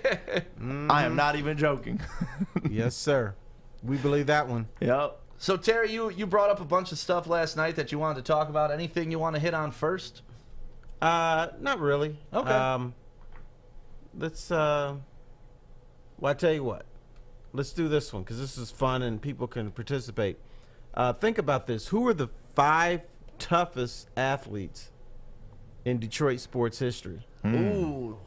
I'm going to throw Stafford on that list. You what? Yeah. Oh, no. I am. Okay, I'm talking about people like Bob Probert. Oh, okay. Rick Mahorn. The guy that sits in your seat. I'm talking about badasses. Yep. Darren like McCarty. badasses that you just don't want to mess with. Darren McCarty. Yeah. He's definitely on there. Okay. No, and I want people to throw that in the chat right now on any of our social media platforms. Let us know, who do you think is the toughest athlete in Detroit history? You can do your top 5, but if you just want to limit it to one, then Alex will throw some of those comments up on the screen. I took it as, I read your comment completely. I didn't know it was Detroit. I guess I missed the Detroit part, so I pulled up a couple. Yeah, it says right on Detroit. That's how you spell Detroit. Okay. But I did have a Detroiter on here for mine, Chris Spielman. Okay, Spielman was a dog when he played. That's a good one. And I tell you what, every time we went to the locker room, he'd have like a torn bicep or something like that, and he'd be like, "Yeah, I'm good today." I said, "Dude, you can't play." Son, they haven't told me I can't play, but he'd be willing to go out there. He didn't care. So he was tough. But Matthew Stafford, here's why I'm going to take issue about that. They said he was tough because they're trying to get around the fact that he wasn't winning as a quarterback. So now you got to say, okay, well, he's putting up a lot of yards. He's not winning. He's tough. Tough son of a bitch. And the thing about that, too, is a lot of these hits, he held on the ball so long that he was forced to take these hits. But, I mean, I view him as a tough player when he was here because all the hits he took and then getting right back up. But now I understand your question. I'm going to probably have to go with same sport, but go with Ndamukong Suh. Suh was tough. Yeah, he was tough. And an asshole. Yeah, but that's okay. That makes you tougher. I'm not looking at my sports guys to be nice guys. Mm-hmm. I want them to be champions. Especially on defense in football. Right. No, but I mean, anybody on the Bad Boys roster, I guess you could throw on that list. Maybe John Sally. You take off. Sally was not That's tough. what I'm saying. You take him out of there. Aguirre, had a little gangster in him. Yeah, but not really. Oh, no, Mark Aguirre. No, I'm saying like tough guys. Oh, yeah. No, I would say Rick Mahorn, Wallace, both of them. Yeah, toughest guys on Rick Mahorn, Ben Wallace. Those guys were tough because Joey Harrington. Isaiah Thomas was tough too because he beat your ass. Dude, after that Game 6 performance in L.A. when he played on that puffed up ankle, like if you ever question Isaiah Thomas's toughness, you're stupid. And then when he took the elbow from who was that? Karl Malone gave him that nasty elbow. Yeah, Isaiah Thomas was a tough guy. Bob Probert right there from Rob Coddington. That's a good one. Kyle Farnsworth. He was tough as hell. Whenever anybody charged the mound, he would whoop that ass. You remember Kyle Farnsworth whooping ass? And he drove this big ass truck. Ooh, Gordie Howe. Gordie. Yeah, because you had the Gordie Howe hat trick. Yeah, do you know how many Gordie Howe hat tricks Gordie Howe actually had? 2. Yeah. But you know what? It's legend. It's like back then, us sports writers used to glorify athletes more. For instance, Babe Ruth. I just saw a documentary on him, and just all the stuff that he did that was unscrupulous, nobody mentioned it. I mean, Ty Cobb. Yeah, but Babe Ruth was a great guy, but he was also this humongous asshole. But we heard about the great guy stuff, but the asshole stuff, you just kind of sweep under the rug. That's what greatness does. Honestly, people don't want to see it. They want you to be this superhero in their heads and in their hearts. And that's why the old saying, never meet your hero. You never want to meet your hero. Like people say that, oh, I wish I could meet this. Don't do it. Don't do it. Well, you met me. I know. Don't do it. Don't do it. Set myself up on that side. We're here having fun. Yeah, that's right. That's right. Who else would we put on this list? Any Tigers besides Farnsworth that you're when you think tough guy? I mean, Kirk Gibson, obviously tough guy. Right. Yeah, played 2 sports, intimidated people. Ran over catchers. Right. I love that. That's one of my favorite photos of all time. You time. can't do that anymore. And that's one of my least favorite rule changes in baseball. Like, as a catcher, I enjoyed that contact when it happened. Like, I wanted that part. Well, that's because you're so tough, people just bounce off you. No, but that was part of the game. Like, that's why I liked catching, was it added a physical element to the game that you couldn't get in the outfield, Right. And I don't know. I always look back to Pete Rose, and he probably shouldn't have done it, but he did it, and I loved it. Going to Ray Fosse in the All-Star game. Yeah. Yeah. I mean, they don't play All-Star games like that anymore. No. The only All-Star game that's legit is baseball. The rest of them are crap. Oh, this is a good one. I don't even watch them. Cromwell. Remember Cromwell? Oh, yes. You get Cromwelled. He was a tough hitter. Heck yeah. Who do you got on your list? What about Vladimir Konstantinov? Yeah. I mean, people. There's a lot of people that never saw him play, and they just remember the accident and him in the wheelchair and everything. But this dude was tough as hell. I mean, he would just bust people up. Yeah, he would just come out of nowhere and just, bam, you're gone. I mean, See that's you next one week. sport, like in hockey, that you could look at so many because a big part of their game is actually hitting people on the ice. And the Red Wings were the most known for that. Yeah. Who you got, Corey? I mean, I can't believe there's one name we haven't mentioned. Who, you? No, everybody. What sport? Why don't you fill us in? He works here. Oh, we did say him. I didn't hear him. Yeah, I said right. Yeah. I said the you guy over that here sits in your seat reading 3 to books and 5. trying looking for scoops and stuff. No, we said Darren. I didn't hear it. I must have. They said the guy that sits in this seat, not with the Right. name Oh, Joey. this is that guy. Yep. Yeah, the dude that works here sometimes. I thought we said that. Oh, it works sometimes. He said, "Oh, it works here. That's different. Works here sometimes. That's Joik." No, that's part-time. That's part-time. He works here all the time, just Why is part-time. everybody so rough on Joik? Just He puts it on himself. Yeah, because Joik's family now, and that's right. one thing we learned about Joik early on is he's a prankster. He likes to give you shit. He likes to jab. He likes to poke. So, and it's kind of like locker room stuff around here. None of us dislike Joik except maybe Fish. What Right. about Mr. Peabody? That's a lie. I like Joik. Yeah, I just love when Fish. I just wish he was more consistent on what he wants in his videos. That's all. Fish pulls his highlights. That's all. Does Joik and Mr. Peabody really hate each other? Is that No, is that they a love joke? each other Yeah, so much. they, Okay. yeah, All right, they, just wanna make sure. it's part of the show. Yeah, I don't think it intended to be part of the show that way, and it started out with Joik poking him, but I think it's all out of respect now. I think at first it was, who's this fucking geek trying to tell me what to do? But that's Yeah, all I was of gonna say art, by the way. at first the first event they had was the Call of Duty thing on New Year's Eve, and that I think definitely was I actually hate you. Yeah. But We're now both it's competitors, which is great to see. yes, now it's all out of love. All right. What about Barry Sanders? Do you consider him a tough player? No. Okay, Oris brought that up. I mean, but he was. The thing about Barry is because he was so elusive, he never really got hit like other running backs did. I mean, at some point, like 5 or 6 times a game, dudes would just get blasted. With Barry, you shoved him out of bounds or you tripped him because you couldn't line him up. Couldn't catch him right. Yeah, he was slickery. A lot of negative runs, though. We talked about that earlier in the show. Like, Yeah, I know. That's the only bad thing because he was always trying to hit the home run, and you Yep. can't do that in the NFL. Yeah, I wonder how different his career would have been if he was just taking those little 2-3 yard runs instead of trying to make magic happen. Maybe, but we you would miss out. We'd miss out on some of the great runs. Yeah. 80-yard. And here's a little dirty secret about Barry. On a lot of his 80-yard runs, should have been touchdowns. He got 'Cause caught he from got behind. caught from behind. He A wasn't lot. the fastest guy in town. No, he had jukes, though. Lots of jukes.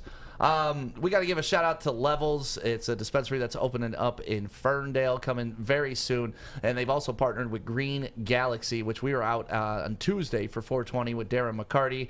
Out there having a good time. Everybody was enjoying the Darren McCarty products that they carry there. Dude, you know what we need to do? What's that? We need to get some drugs together. You know why? Why? I can't sleep. Oh, I got you. Damn. What you I need, need help. man? I got you. Whatever will put me to sleep. What you need, Terry? I got you. You want sativa? You want indica? You want edibles? Got CBD over here. Mr. Peabody has good products. Does he? Yeah, Art also has trouble sleeping. He has a lot of anxiety and just built up tension. Yeah, I can see he is Mr. Anxiety. Yeah, But yeah. I need to go to one of your little places. Just come to my house. I don't need to. Just come to my house, Terry. It's like an All right. opium den. You'll be fine.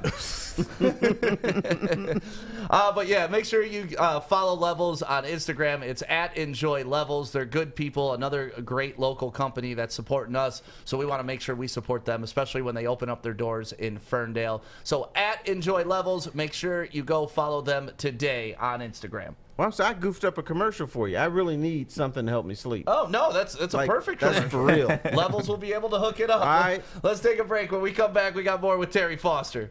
You don't fumble the ball at work. Hey, Drake Bell, Sean Baligian. See you guys next weekend.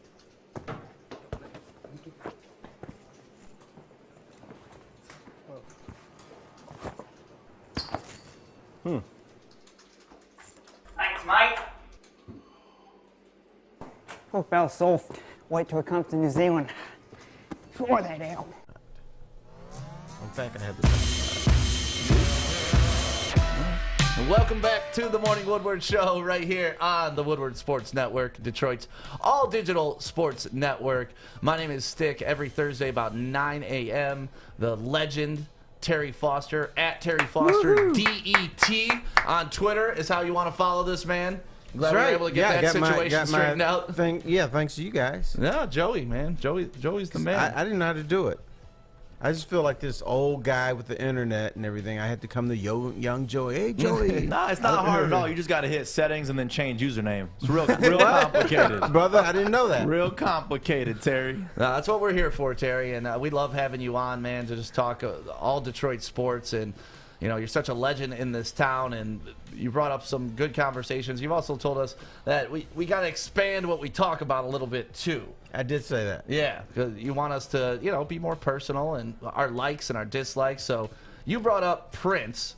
Yesterday was 5 years after he passed away, and I was telling Joey, like, Prince dying was a pivotal moment in my life too, because I had just moved to Grand Rapids to program a radio station, and like it was the first week I was programming this radio station, top 40, mind you, and he passed away, and my big boss called me. He's like, "How are you going to handle this?" Right. And I played Prince multiple times every hour just to honor Prince, and then we did a whole promotion where we turned the Blue Bridge purple out there and stuff like that in Grand Rapids. And, you know, the way I look at Prince is like Michael Jackson. Right. You know, they're 1 and 1A when it comes to that. And that's been the debate forever, too, and right? you can have that fight. Right. Oh, no, Michael. No, Prince. Right. What are you talking about? And then the other person who disagrees with you is completely a dumbass. Right.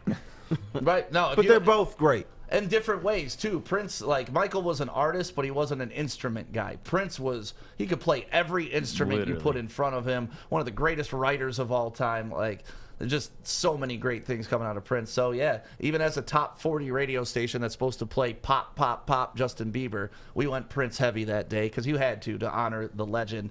And you said there was a top 5 list. Yeah, the LA Times did a top. No, they actually did every Prince song, something from 1 to 72. They ranked it. So I just pulled off the top 5. In fact, 2 Prince songs that I like did not make the list. What are your favorite Prince songs? I think the number 1 should be Purple Rain. Yes. And it wasn't? It was number 3 on the list. Really? Here is the top 5 Prince songs according to the LA Times. Little Red And everybody Corvette. drop your favorite Prince song in the chat right now. We want to know what you're grinding to. Number 1, If I Was Your Girlfriend. Number 1? Okay. Yes. 2, Kiss. Wait, come on. Kiss is a big song, man. I like Kiss. It's cute, but it's not Purple Rain. It's popish. Yeah. Did they make a movie called Kiss? No. They made a movie called Purple Rain. Right? Yeah, but if you watch Pretty Woman, she's singing Kiss when she's in that hot tub. Yeah, but Just we're saying. just checking her out. Just saying. All right, number 3, Purple Rain. Yeah. Which should be number 1. Number 4, Sign of the Times. Yeah. And number 5, Let's Go Crazy. Okay. I'm surprised Little Red Corvette's not even on the top. It made the top 10. I think it was 7th. I made my own top 5 list for Prince. You want to hear it? Okay, I want to hear it. You want to hear it? At number 5, I got Get Off. Okay. To me, that song is just funk. That song's a Yeah, jam. Every it time is. that comes on, man. And then Makes you move. Yep. And this is when I was kind of growing up because obviously I was born in the 80s, so I didn't get all of Prince, but like Cream was huge when I was like I think 9 or 10. So that's the Prince I really associate Cream was with. like 30th. I remember. Yeah. I'm like, what are these dudes And doing? 7. I love 7 too. Remember that? 7 made the top 40. Okay. So, yeah, my Prince catalog is a little bit different. And then number 2, I got When Doves Cry. Yeah. Yes. Yeah. Maybe I'm not like my mother. That was a great song. And then number 1, Purple Rain. If you don't have Purple Rain number 1, I don't know what to tell you. Yeah, I was a little disgusted by that. By the way, 2 songs that I liked didn't even make the top 72. One was Darling Nikki, which is kind of nasty. Yes. You don't like nasty. that? Are you mad at him for that not in the... Okay. Oh, I thought you were... I thought he was mad for you liking that song. But, you know, he won't play it anymore. Well, he's dead now, but, you know, before he died... He won't play any of these anymore, Terry. He wouldn't Why the play it hell isn't he anymore. playing this? Because he found religion, and Darling Nikki was too nasty because she wants to grind. And then another one I like, but I don't think anybody else is going to like, is I forgot the name of the song, but I like Darling Nikki. I Would Die For You?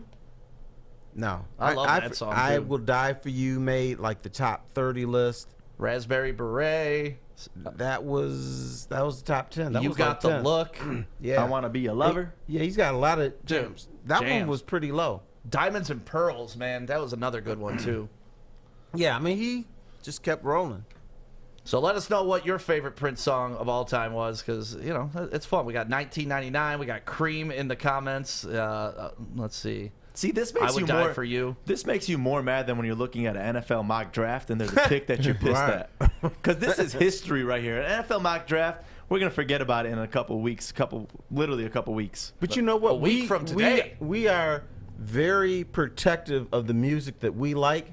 And I think some people are afraid to put their music lists out there because someone's going to make fun of it. And you're like, okay, well, I'll just keep that to myself. I put my 5 Prince songs out there. They're in no order because I never really thought about ranking. These are the 5 songs I go back to a lot. Erotic City. I know that's probably not on there. That's a great song, No, man. you know what? Remember that from the was Batman like movie. 60th. I just love that song. Right. Erotic City, Little Red Corvette, Adore, Darling Nikki, and The Beautiful Ones.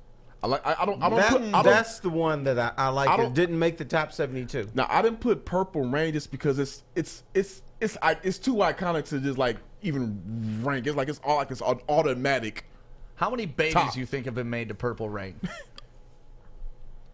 About 4 million. Half the population. At least. I forget what artist I was interviewing one time. He was coming out with a mixtape called Songs You Were Made To, and it was all throwback songs. You know what? Hold on. I can't be dumbass today anymore. Uh-oh. Adam, fun fact, I've never listened to Prince. Adam? Whoa. See, but maybe he just didn't grow up in that, like with his family. But yeah, that's something that you still gotta brother listen to. Prince is like huge. Yeah, you gotta listen to. It's transcendent. That's Yeah. why we're talking about it on a Right. sports show today. I talked to my 19-year-old, kind of saying, hey, you know who Prince is? Of course. Dad, what's wrong with you? Everybody knows who Prince is. And they've heard his songs. I'm looking up Lebanese artists. Gilgamesh. That's Adam's number 1 on his playlist. Or Sabah. Or Sami Clark. Or Shiraz. Or I Javi actually know Iraqi. Shiraz. Huh? Shiraz is actually pretty good. Remember Asari? Oh, Masari. Masari? Yeah. Yeah, we did some work with him back in the day. Yeah. All right, Terry. Well, I think everybody agrees Prince is the man. Yeah. You ever made a baby to Prince? No, I made a couple babies to Sade, though. Oh, okay. So, yeah. You put that on? I like her. Some Slow and Sexy. I've never seen her in concert. I've always wanted to see You know her what? in I concert. saw her in concert, and I tell you what messed up. Like, she had lipstick on her teeth, Oh. and I just couldn't get past that. I'm like, Ordinary this is my Love comes girl, on, and I'm you're like, just thinking oh, about that? damn, why she gotta have lipstick on her teeth? Man, Terry's a hard critic. He is. Terry's a hard one to All that impress. tells me is Terry had fucking great seats. Yeah. Terry's not sitting in the nosebleeds. I had some connections back in the day. Yeah, apparently you did. Joey's got connections with Northwestern Tech, don't you, Joey? I do got a little bit of connections over there because this is actually life-changing. And they're perfectionists. Just like Terry is with his woman, you can't have no lipstick on your teeth. You got to learn from the best school, and that is Northwestern Tech. A 10.5-month hands-on HVAC program, heating and cooling. I mean, let's talk about industries that you will be safe in forever. Everybody's going to need heating and cooling. There ain't going to be no robots taking over that. So northwesterntech.edu. Check them out for yourself, and maybe you're going to be starting a new career for yourself. Hi, I'm David Hall from Hall Financial. And at Hall Financial, we treat our clients like family. And our number 1 priority is giving each of our clients 5-star service. Our passion for 5-star service, combined with our expertise, allows us to find the best possible solution for refinancing your home loan. We take the time to focus on both the individual and the numbers. We're going to walk you through the process and close your loan in half the time of our competition. Go to davidhallmortgage.com today. Welcome back to the Morning Woodward Show on the Woodward Sports Network, Detroit's all-digital sports network. Can I be bad Thank for a you. second? Thank you, guys. I only heard one part of that. I'm assuming it was directed All towards right, me. No. But Fish. Yesterday, Yeah. This is for you. okay. So what happened was... All I heard was one part, and everyone looked up at me, and I'm like, oh boy. Now, fish doesn't swallow.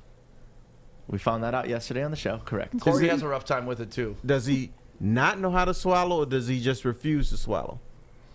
No, I'll drink water before the pill, right? Oh, we're talking pills. Yes. Oh, okay. You should see Corey's swallow game, though. It's actually pretty funny. Whoa, Corey's a throat goat. Like, Pause. honestly, like, that's the throat goat right there, for real. Time out. It's protein. That's why Corey's so Oh, healthy, no. man. Oh, no. Flag on the flag. Man. No, I was just talking about steak. He doesn't like that. Why y'all the tube nasty. variety. Yeah. Y'all nasty. All right. I'm with you, Terry. I don't know why.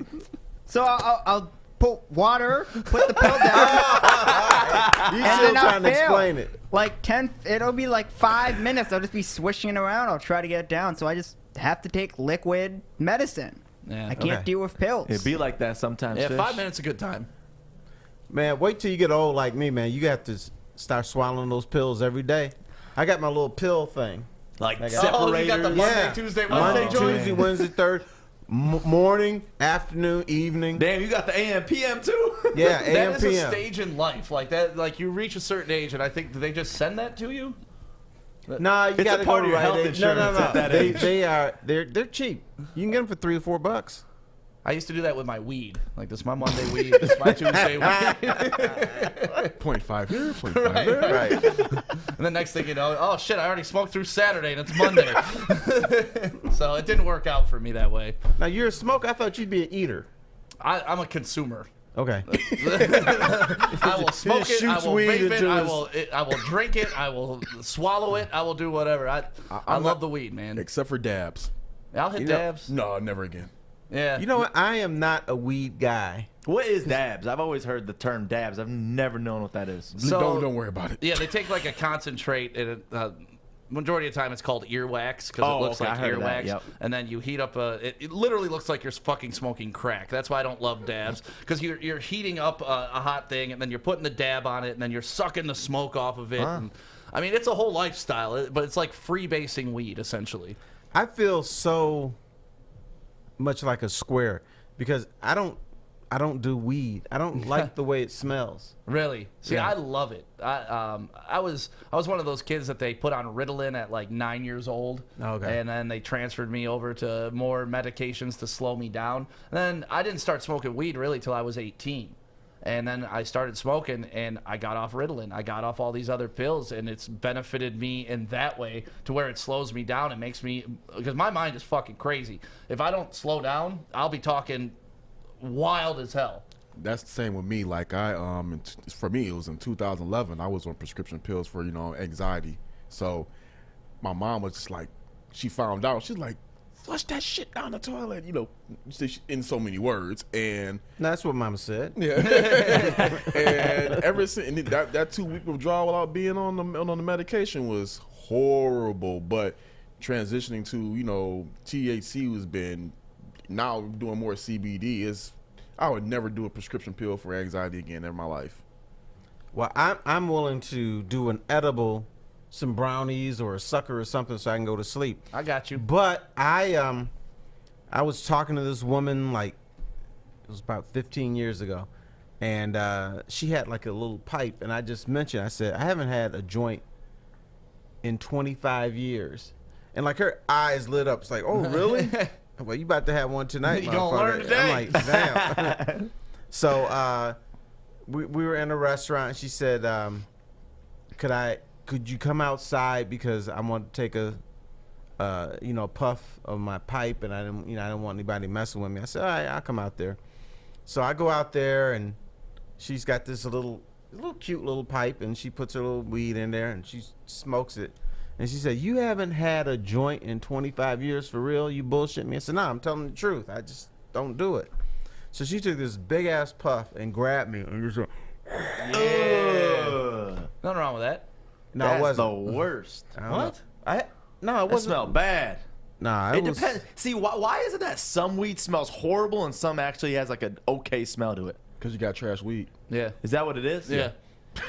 No, I've had someone blow, like when they would inhale and they blow it. They had ooh. they had trash weed. It was bad. But that secondary smell is a lot different. Like, distance weed smells a lot different than right up front of you. Yeah. Like, that concert smell when you walk in, it's like, oh, I'm at a concert. This is geez. amazing, you know? This guy's floating through the air in the concert. Oh, where's the weed? Right, but if somebody's hot boxing your car, it smells completely But different. isn't the weed today a lot more lethal than it was 20 years ago? It's insane. It's insane compared to what it was 20, 30, 40 years ago. The first time I went to Why Amsterdam. He's high on weed. That's why I didn't hear us mention Darren McCarty earlier. Who's also high on weed currently. D-Mac pre-rolls, Mac 69. Yeah. What's my name? See, he's on weed. I'm telling you, man. He should be suspended. Did the Stephen A. Smith? Well, they off the weed. But yeah, no, it's definitely stronger. Science got a hold of weed. That's what happened. I mean, it used to just be natural. Hippies would grow it out of the ground. They did import it from Mexico and stuff like that. But now science has a hold of it, and they're just crossbreeding, creating pollinations, all types of. It's really growing leaps and bounds. What I will say is when I went over to Jamaica, and I was talking to the guys. They were just like, we don't do none of that stuff to us that you Americans do. We don't put all those chemicals and everything on it. We just juices and berries and from the sun. We don't do none of that. He literally said that. We put it in the fruit and this and that. We don't do all that chemicals. Fresh. Now, it's not weed. There's ganja. But when you go to Jamaica, like, you'll buy a pound of weed for like $400, and then they'll give you a hash stick like this big, and you got to put it in there for that weed to make any difference, because that hash is all the difference in Jamaica. Pro tip. Now, we got the weed from Jamaica. Yep. United States. Hawaii is supposed to have good weed. Yeah, my Don't they have cousins like used a to live stick? there. It's like a stick thing or something like that. Yeah, well, it grows in a different humid climate, so it's really sticky, and it grows in a different way. It's more like the Thai stick than it is the regular bud. Yeah. I mean, I could get into this weed conversation all day. Obviously, this is a passion of mine. I did not know that. I stumbled into something with this dude over here. Yeah. Well, I don't project that. Like, people, and I'm a functioning, like, pot smoker. Like, I do my job. I come to work every day. Yeah, I don't smell like it. Like, I respect others because I don't like the way cigarettes smell. And when somebody comes in reeking of cigarettes, I don't want to be the weed dude. Okay. So that's why I try to present myself, and it helps me in my life. Like, it really helps me. Otherwise, like I said, I'd be crazy. So we kept you off weed for 3 weeks. You'd be like bouncing off the walls. What was it that you had to? Was it when you had your tooth, wisdom tooth pulled? Was it? They said I couldn't smoke. But I smoked. But I'd be smoking. There was a time where I knew you a couple years ago when you couldn't do it for a little bit. Nope. There has not been a day since April 20th. No, since 1999 that I haven't smoked. Not a day. Really? On vacation, no matter where I've been in the world, I always find weed. Like, there's not a day goes by. Damn. You can't take one day off. I haven't. No, and it's not an addiction thing. It's not like my body like sweats or anything. Are you afraid to be around people when you don't smoke weed? Because you're going to be so crazy that people are saying, okay, I'm going to lose friends today. It's not like crazy off the wall. It's just I won't be able to like have an engaged conversation because my mind will be thinking of 47 other different things while we're talking. Okay. Like I'm not a function. Like I can't focus at all on anything. And for me, I used to be a nightlife photographer, and I did not like being bumped by people. Like I know it's kind of stupid to say working in a nightclub, but if people touched me, I would be freaking infuriated. So I didn't do that. I didn't do that before any event, but a nightlife event, and that way it would just keep me calm and collected to be able to function throughout being in the club. Because if I didn't, I'd just be on edge the entire time I'm there. Like, leave me the fuck alone. I'm interested. Fish has got his hand up. I did not expect you to be a part of this conversation. What do you want to say, I'm only Fish? a part of it because I want to know, have you been on the MI Canicast podcast? Oh, and yeah. You've been on it? Oh, yeah, several times. Okay, cool. Yeah, we've talked about weed in movies and weed influence in music, and we've also just talked about, my experiences and why I support the medical marijuana industry. So, yeah, the MI Canicast, one of my favorite podcasts that we carry here on the Woodward Sports Network. Search them, and they're up to, I think, over 200 episodes now, and they go all over the place, talk to all the dispensaries, they do reviews, and they're just really knowledgeable guys. I should be on there as the guy that knows nothing about it. Right. That's Me great. too. That's great. No, and honestly, to each their own. Like, if it's not for you, it's not for you. I don't judge you on that. Okay. Well, one thing, and I know you like to talk weed, but one thing I think all three of you are, and I could be wrong about this, I think all three of you are sneakerheads. Am I right about that or not? Not me. I wouldn't say I'm a sneakerhead. I like them. Yeah, Corey's boy, sneakerhead. Yeah, Shout out to Ant. Ant has about 90 pair of sneakers. I think that's putting it lightly. Yeah, I think there's. What do you mean by sneakerhead? What's your definition? Because now there's different levels to this Someone game. who collects sneakers. You got them in little boxes. Oh yeah, and no. Labeled I have as a Jordan. few. I have about 6 or so like Jordans. I had a pair of Yeezys for a second. I legit just gave them away to my future brother-in-law the other day because I could care less about Yeezys. My son is a sneakerhead, but he's got a modest collection because he's poor. That's what I was going to say. Right. That's why I'm not a sneakerhead. He's got like 20 pair, but he's not like, he doesn't have like 80 or 100 pair of the whole closet. But it kind of reminded me, what was the one sneaker that you asked Mama for and she said no, it costs too much money? Jordans. How much? The first LeBrons for me. The first LeBrons? Yeah, that took me about a year and a half to get a pair. And let me preface this by my parents didn't not get me the Jordans every once in a while. It was just at one point my foot was growing so fast they did not want to buy it. Like I went from wearing Jordans to wearing Spaldings overnight because my parents were like, "We're done spending money on shoes." But mine is going to be ridiculous. My grandmother would not buy me Chuck Taylors. Ooh, all right. Because the price went from $11.95 to $12.95. And she said, "Boy, that's way too much money. I'm not getting you those." So I had to get PF Flyers. Ooh, those are sweet though. See, no, they weren't. See, you guys are so lucky. I mean, you got leather on your shoes. You got designs. You got naked women on your shoes. You got all kinds of colors. I did just buy some new ones a couple weekends ago. See, even though that's $30. a plain $30 shoe, that would be like a fashion statement back when I was a kid. Really? Yeah, it was just, it was all canvas, and you always twisted your ankle when you tried to play basketball in them. We had no leather, no designs. It was all pretty nasty. Yeah, see, I didn't get a chance to get into the Jordan game because my father hated Michael Jordan. So it was so my 2 pair of Jordans I've had in my teenage life, they were bought by my uncles. But my dad, anytime he would see him, he would groan. He does not like Michael Jordan, so he would not spend any money on a pair of Jordans. See, but I love that because most people, especially nowadays, probably hate Kanye West, but everybody wears these Yeezys, so they get the Yeezys. I don't either. The ugliest shoes ever. There are people who will literally just say, F Kanye. And I'm like, dude, you have a pair of Yeezys on. Yeah. It's status. It's status, and it's the trend. I mean, same with Jordan. You could hate Michael Jordan, and that's why I respect your pops and you for actually following through on that because everybody's wearing Jordans.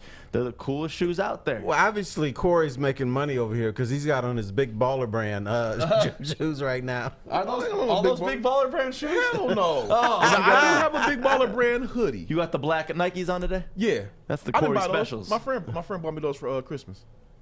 Those are Big Baller Brand Nikes, but it's the 270s if you're wondering, by the way. I would never buy a pair of those just out of principle. Oh, yeah. Because his father's so nuts and everything.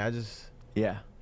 And they're $400. And Shannon Sharp never got his shoes. Yeah, and they never send them to you. That was the thing. Like, you'd have to pay like $350 up front, and then they did not send them to you. Ooh, the Allen Iversons, the and ones. Ooh, the Allen Iverson questions? Yeah. That's a good one right there. I tell you, a shoe. First pair of Ewings. I had a pair of Ewings growing up. I tell you one that killed me. The Grant Hill, the little triangle looking shoes. Mm-hmm. Grant was my boy, so I bought a pair. Big mistake. My feet hurt like hell when I put them damn things on. Now that's what my dad did. Okay. Mitch Miller, that is I'm not joking. That is my dream shoe to have. I don't know why. Those ugly ass Dada Latrell Sprewells with the spinners inside of them. You know what I'm talking about? I don't know why. I've always wanted a pair of those just to hold on for life. Mr. 21 million is not enough to feed my family. Hey, it's hard out here, man. It's hard out here. Did you ever get the Reeboks where you pump up the thing? Oh, hell yeah. Yeah, I had those. That was stupid. I can't believe Brilliant. an educated guy like me fell for that You bullshit. had them too? Everybody had them. And first thing I did is pump them up. I want to buy a pair of them again. Did just you to have a them. sweet windbreaker to go No. with it? Like the whole windbreaker Nah, outfit? I just wanted to pump my damn shoes. Yep. Did you ever try to pump it till it exploded? No. I would sit in my room like pump, pump, pump. I just wanted to be tight to my feet. Yeah. Yeah, that's all. No, I love the pumps. What was the one shoe that you were embarrassed that you had to rock? Was it the PS for you? My Spaldings. It was PF Flyers. Yeah. Mine were Spaldings because I was Nike head to toe, but my shoes were Spalding. You know my daughter? She only wears in America it's Adidas, but if you go to Europe it's Adidas. She only wears Adidas. Oh, that sounds sweeter actually. Yeah, it is. Remember the acronym for it? Like all day I dream about sex. Yeah. Did you guys have that? Remember FILA back in the day? Forever I love Arabic. I did not. I never even You never heard that? No. Oh, for real? Like all the Arabic kids at Walled Lake Middle School would only wear FILA. That's it. Forever I love Arabs or Arabic. That's what they would You say. can't say Arab. I just did. But you can't. You could say. Why can't you say that? You could say that. Because it's derogatory. No, it is I not. have an Arabic friend who says it's okay. It is not. Now, Stick may remember this era. Even when I did have the money, I was not allowed to buy them. In high school, when the Jordan 11 Cool Grays came out, people were getting their heads knocked off for them shoes. Yep. I was literally, when the Star Southfield was actually a real theater, I literally, every time I went there, somebody was getting their ass beat for them shoes. A Star Theater, yeah, people got their asses kicked for no reason. Wasn't because of the shoes. They just kicked people's ass there. The 11 lows might be my favorite Jordans ever, though. I like those patented leather ones from like the late 90s that they had. Those were my joints with the baby blue for the North Carolina. Yeah. I love those shoes. Never had them, but I love those shoes. 12s? I don't know. I don't know. Whatever They're patent number it leather is. ones. Like we have a podcast here. It's called the Sneaker Box, and I have seen the sneaker box. and those guys. I would like to know how many pairs of shoes those guys have. Dude, they had a pair here the other day that was like, what, $30,000 or something crazy? It was nuts. So That's a lot of money. Now, I don't wear them, and I have a pair of Shaquille O'Neal's Oh, actual boy, the shoes. Shaq Diesels. oh, his actual shoes That he size wore. 20 whatever. Yes, it was 22. They're red and they're huge. And here's our dumb ass. I put flowers in them. I use them I put a little pot of flowers and as a decorative thing. That's actually kind of sweet. That's awesome, but I'm sure you can sell that for a lot of money. I a should've lot gotten more to than a sign 'em. flower pot. Right. Yes. I used to have the Shaq sandals. Do you guys remember the Yep. Shaq sandals? No. They were sandals, but you could like ball in them. That's actually another one, too. The Jordan sandals, that was one that I've always wanted, but my parents never used to get me them. Why did I miss the sandal craze? Yeah. Dude, right now, Jordan sandals, that craze is crazy right now. Well, for me, I like to get practical shoes so I can walk in them and be comfortable. That's all I care about. So my gym shoes are kind of boring. They're all white, and that's about it. I did see some shoes yesterday. I think they were Nikes. They were red and purple and all kinds of stuff. So I was can't interested find- in that. I was looking for my sandals. I wanted you to see these because these were the ugliest motherfucking shoes ever, but I loved them. And you bought them? Why? Because I was that kid that like, oh, I can go out and have sandals and still play basketball. And look ugly. Yeah. Okay. Listen, I don't care. Like my wardrobe, all that stuff is never something I put a lot of time into. Like Full court. Do you ever play in sandals? Never. All right. Look what Adam just put up on the screen. Well, Terry, man, thank you for coming up and It was a spending time with pleasure. us. Thank you. And we got off subject, but that's all right. No, it's all right. That's what we're supposed to do. Just have good conversation, and we appreciate you coming on. I look forward to our prep every Wednesday or every Thursday. Wednesday when I'm writing the prep for Thursday, it's like, 9 o'clock. Terry filled Right. in. That's Hours all it good. says, Terry Yep. Foster. And I'm like, this is the easiest day of prep ever. He'll so. come up with some shit. Yeah. Thank you for coming on, Terry. Let's take a break. When we come back, it's time for Fish's Facts.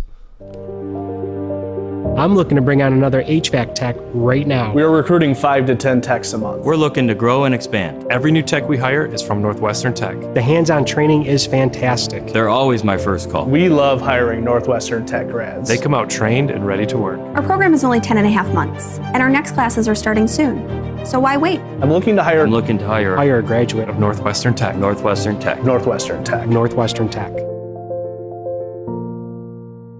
Time? Yeah, it is. Fish! Go fish. Fish facts. It's fish! Every morning about 9:50, we bring on the legend, the man, the myth. We call him Fish, and he's got facts for you today. What you got, buddy?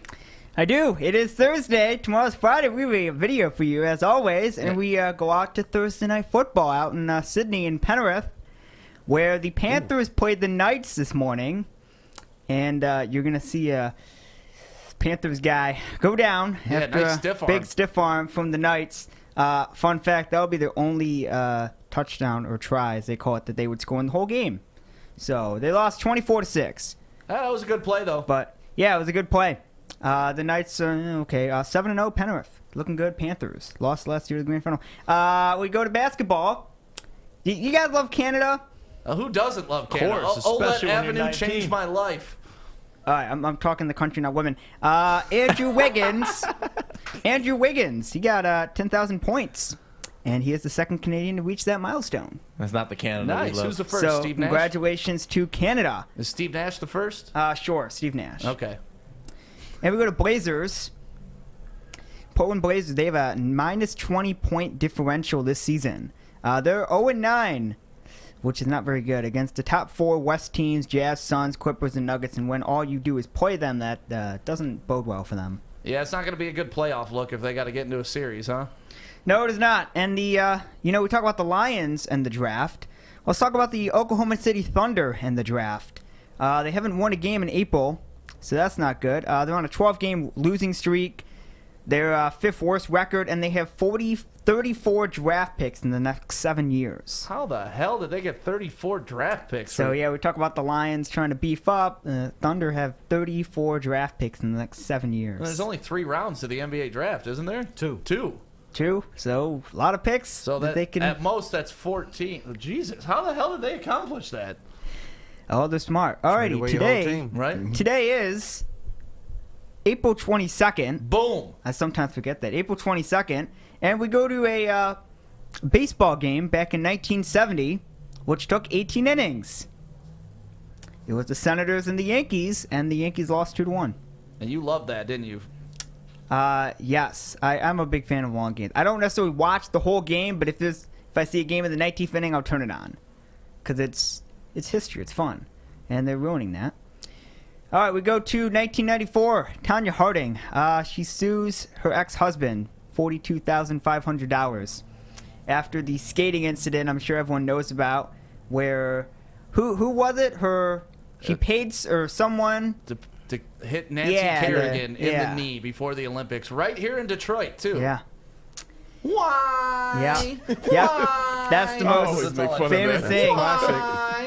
Why me? Why? We go out to tennis out in Monte Carlo, where Nadal won in 2018 to make it 11 wins at the same event. Guy's a beast. Yeah, he is a beast. I believe he has 11 French Opens or 12 French Opens, so that's another good record as well. And we have a birthday today. We actually talked about him earlier on the show. I was going to hint, wink, but you guys, 1986, he played on the Seahawks. Marshawn Lynch? Ding, ding, ding. Marshawn Lynch, it is his birthday today. Hey, happy birthday, Beast Mode. So happy birthday to Marshawn Lynch. He doesn't have a team, right? Not at the moment, no. I hope someone gets him a bunch of Skittles, though, for his birthday. I love Marshawn Lynch, just as a human being. He'll get picked up somewhere. And Joey, good news. We have a wedding. Yes, my favorite. We have a wedding. We have Emmett Smith's wedding back in 2000. There you go. Miss Virginia. Yeah, married a beauty queen. Good for him. So he's doing well right now. And this is the facts. We're going to have a great day. Tomorrow's Friday. Weekend's coming around. Terry Foster's here. Life can't get any better than this. Give him the thumbs up, Fish. There it is. There we go. Yes, thank you, buddy. And it's now time for Joey's Dumbass of the Day. To present the award. It is Joey. It is time. Dumbass. To the day. Why would you do that? And the loser is... This is the first time I don't even know what the dumbass of the day is. Because we pass it over to Corey, who wanted to award himself this. So, Corey, what you got? Well, at least this time I didn't get a concussion. Yeah. All right. Well, that's but good. I'm about to, F myself in a different way. So I went out to lunch with a friend, somebody I've been, hanging out with for a couple of months, and went out, did lunch. Everything was smooth. Now, just real quick, you guys ever be on social media and you see sometimes women post memes about dating and how rough dating is and guys and stuff like that. So after she left, I was about to say about an hour or so passed. I was just playing around. How I just stoke fires on social media and post stuff. I was just playing around on my phone. I'm like, man, I would take a woman seriously, ... And then I made the other part really small, and where you had to really screenshot and zoom it in.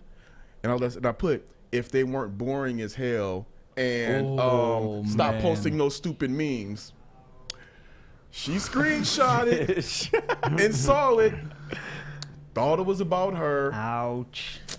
I've been on the S list for the past. Was it about her? What the funny thing about it was?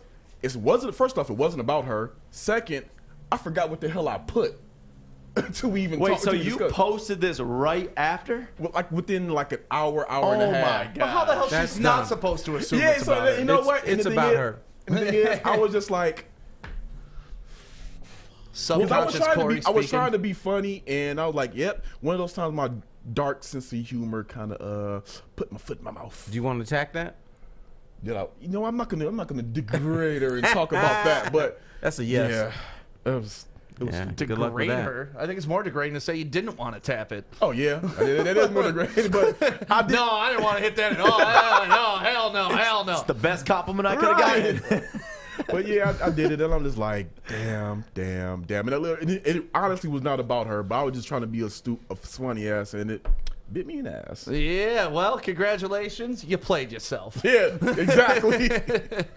Well, let that be a lesson. Hold those comments back for when you're not on a date night. That's it. Are you going Women on like funny guys, but you can't be funny about them. Right. That's for sure. I always know that, young Corey. You going on another date with her though? Or are you still in the doghouse? Oh, I'm still in the doghouse. I don't know if I'm gonna be able to dig myself out of this one. Well, we'll see.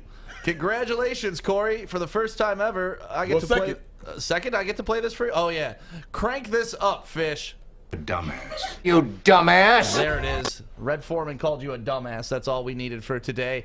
Thank you guys for hanging out with the Morning Woodward Show. Have a great Thursday. Baligian and Bell is up next, 11 a.m. to 1 p.m. And then, of course, The Hook from 3 to 5 with Darren McCarty, Maz, and Pilar. And you can listen to it all on the app. Make sure you download it today. Like right now, stop what you're doing.